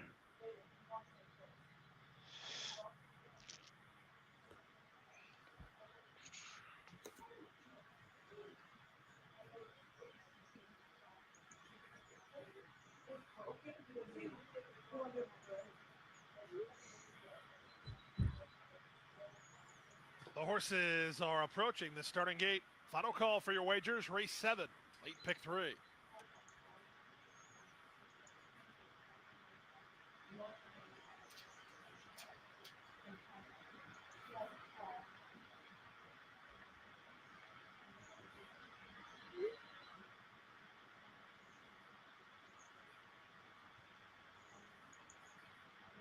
The horses are at the gate. It's now post time. 2 turns on the Tapeta track for race 7, start of the late pick 3. Race favorites include 4, Smudge. And What do we 5, expect to see with the horse on the lead? Who's going to be on the lead, you guys think? in the line? Hello. I think the hello. 1's going to be on the lead. I agree. Yep. Tis Her Money and Miss Mary Nell, then Smudge and 4 Special right behind him. Aviator. Her.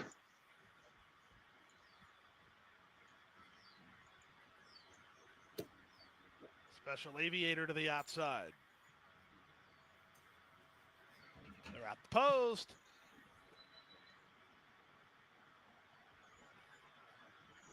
And they're off. Good start from between horses for Smudge. Moving out the rail, Miss Mary Nell. Hello, hello, hello is interested early today. I'm surprised that the jockey on the 4 let the 5 go. Tis Her Money.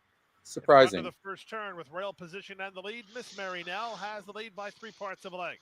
Special Aviator as the favorite is in a flanking position in second. Is that video choppy as well on Mike's end, Oldie? Yeah, it's the Smudge. Yeah, we're It's going to have to take a StreamYard. look at Is the trailer Tis Her Money. 23 and 4 for the opening quarter. With the Inside VM, center, something's from going the on. wire. Up front, it's Miss wasn't Mary doing Nell it by almost a length. early on. Special Aviator is second from hello, hello, hello. Third at the inside. Fourth is Smudge, and a bit closer at the back is Tis Her Money. They make their way by the opening half-mile mark, and the leader is Miss Mary Nell. Miss Yeah. Marinell leads by about a length. Special Aviator is second. Hello, hello, hello. Locked in, no place to go yet. Smudge is out in the center, and Tis Her Money is last. Make their way now I to will the say final the 3.5 4 does look good furlongs. right They now. move to the opening Jockey half is mile well in 3, 7, hand. and 2. Miss Marinell, hard used. Outside, Special Aviator, 3 wide. Smudge. Hello, hello, Miss hello. Leading Marinell's the way hard through. She's used. only 2 lengths behind, and Tis Her 4 Money is running starts to get best for motivated sure. at the back of the field. They reach the top of the stretch. A quarter of a mile remains. From the outside, Smudge. From between Man, they are Special tight. Aviator, Miss Marinell is next. It's hard to Looking tell. goes The far video is outside. so Hello, hello choppy. is fourth, and then Tis Her Money. Off the turn and the stretch drive. Miss Marinell. She's turning away all challenges so far. Special Aviator Man, takes what a another shot race. second. Smudge is third down the center, and hello, hello, hello.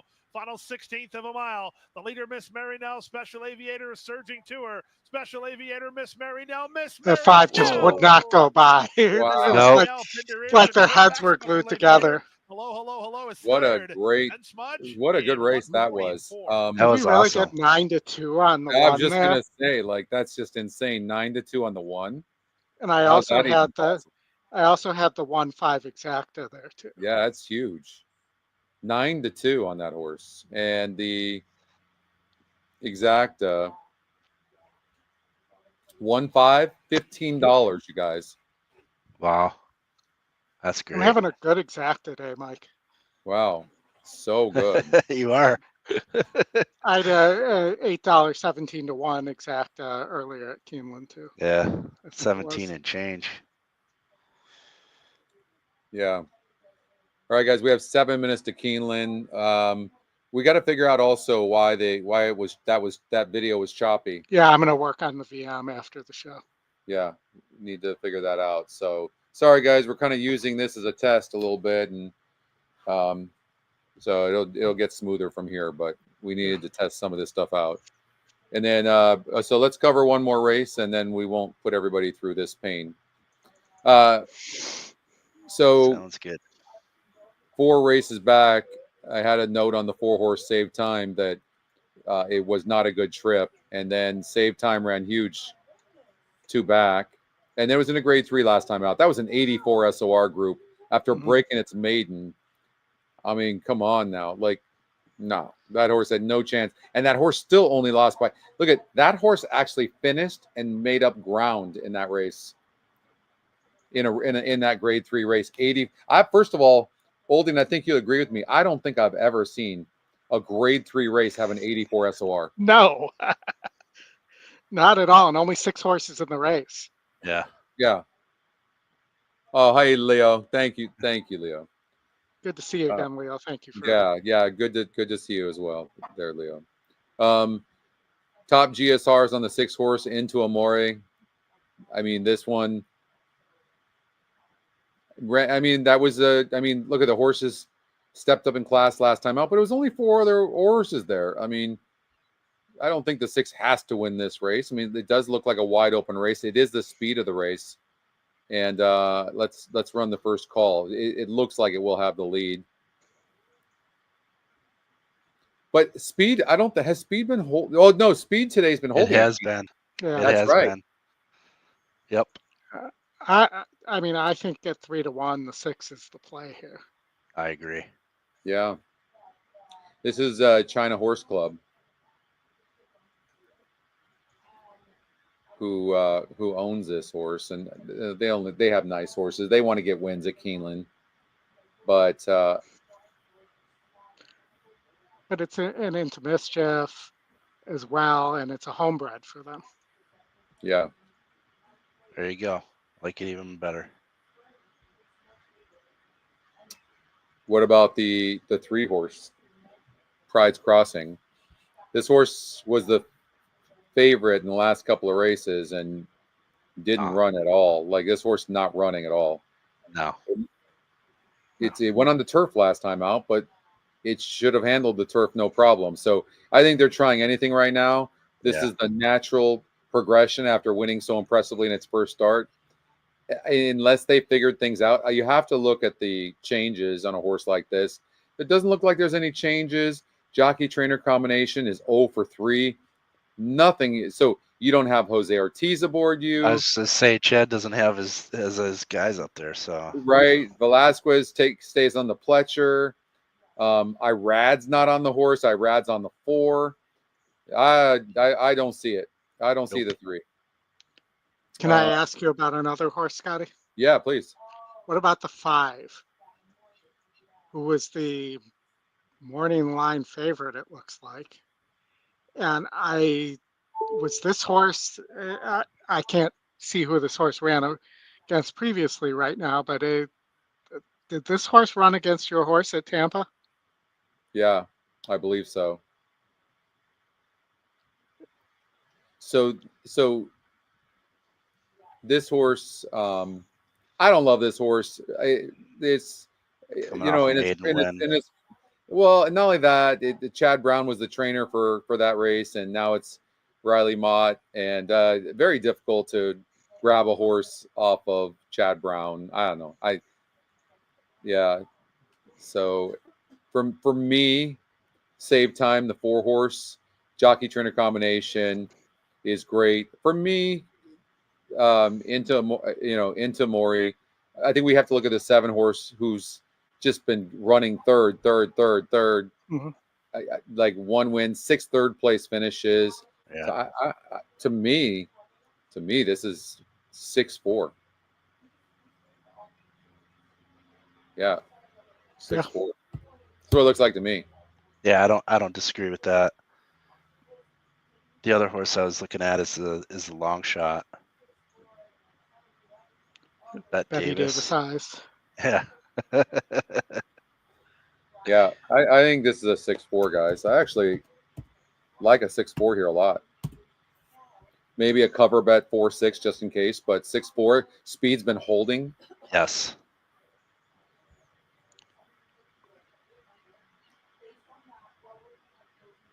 What about Speed's been holding? So isn't the 4 going to be too far back? Yeah, but we've seen some horses closing, just not for the win. Yeah, that's true. Yeah. Plus, let's look at the 4 here real quick. I mean, what was the horse that Bomber, was it the last race or race before? We didn't see any speed in that horse either, early speed in that horse, and all of a sudden it was near the front. And look, I mean, the 7's the perfect type of horse to put in the 3rd spot. The 4 breaks well. The 7's just continues to get 3rd place. Like, to me, 6-4-7 would be a nice trifecta. I'd even throw the 1 under in the 3rd spot too. Yeah. Agreed. I thought that same thing. You're right. Getting bet some as well.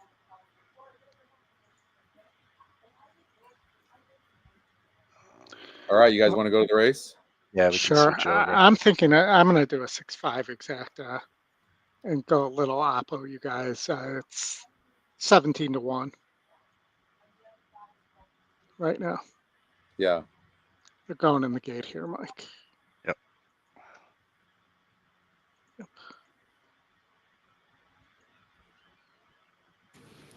Betty Davis and Foreseen move into line. Here is Pride's Crossing.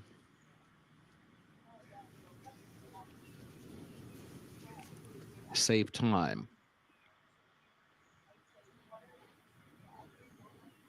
I'm doing a 6-3 saver. Sudden also. Switch.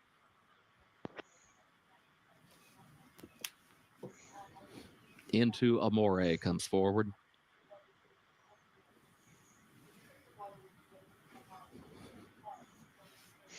Scotty, we had a race today at Gulfstream where the 2 horses we like both scratched out in separate gate load. Crazy Gate Cammy, the last scratches. one. Goes Oh, I in for saw the that. flyer. I was doing the coaching class. Yeah. Now we're gonna do this, huh? That's not good. Come on, last race you couldn't help us out. No, that's not StreamYard. My stream went out Outside too. in fourth okay, as they yours head did it into the too. first turn. Crazy Cammy alongside of her as they round the turn. Betty Davis next to last, and Save Time is the trailer. Sudden Switch is the leader. Sudden Switch on top by just 1 Well, length. that's And then disappointing into Amore that the toward the 6 is not outside, on the second lead. by 3/4 Yeah, of a length. Pride's Crossing agree. goes third, a half length. Crazy Cammy swings up to the outside from fourth, and Foreseen fifth in between horses. 23.46 seconds, the time for the opening quarter. Save Time is against the rail next to last and is joined there by Betty Davis, who takes toward the outside from last, about 5 lengths off the lead, midpoint of the backstretch. Sudden Switch, the leader. Sudden Switch on top by a length as they head for the far turn. Into Amore, a second 3/4 of a length, and then Pride's Crossing, 47.21 seconds for the first half mile.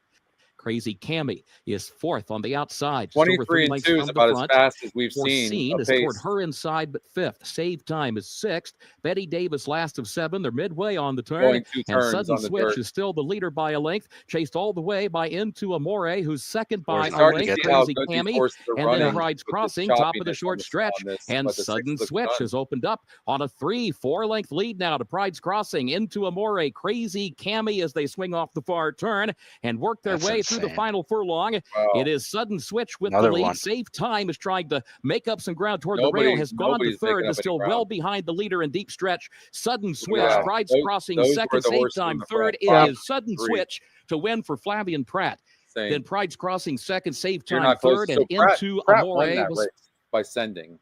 Yep. Great job. Yeah.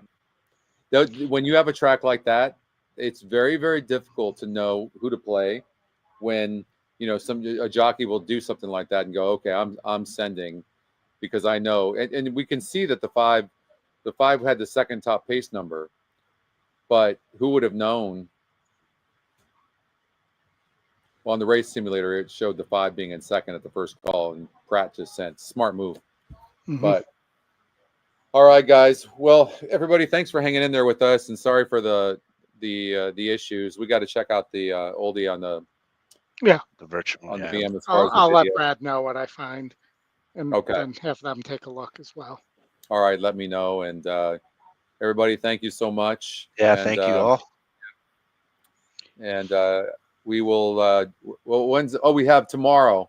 Me and Justin are doing the road to the NHC. Yep. So I'm gonna have to make sure that I've got a really fast internet down here in California, which I'll do. I'll make sure. And Scotty, what time are you starting tomorrow? We're starting at 11:30 a.m. Eastern time. Perfect. So awesome. Yeah. And then we'll be doing the stretch run starting on Saturday at 3 p.m. Eastern. And you say that again? You cut out. Justin and I will be doing the stretch run starting at 3 Eastern on Saturday. I'm playing in the gamble tournament at Keeneland. That's the cash tournament. It's $3,500 tournament. So I'll be playing in that, trying to win that. Nice. Yeah. Good luck.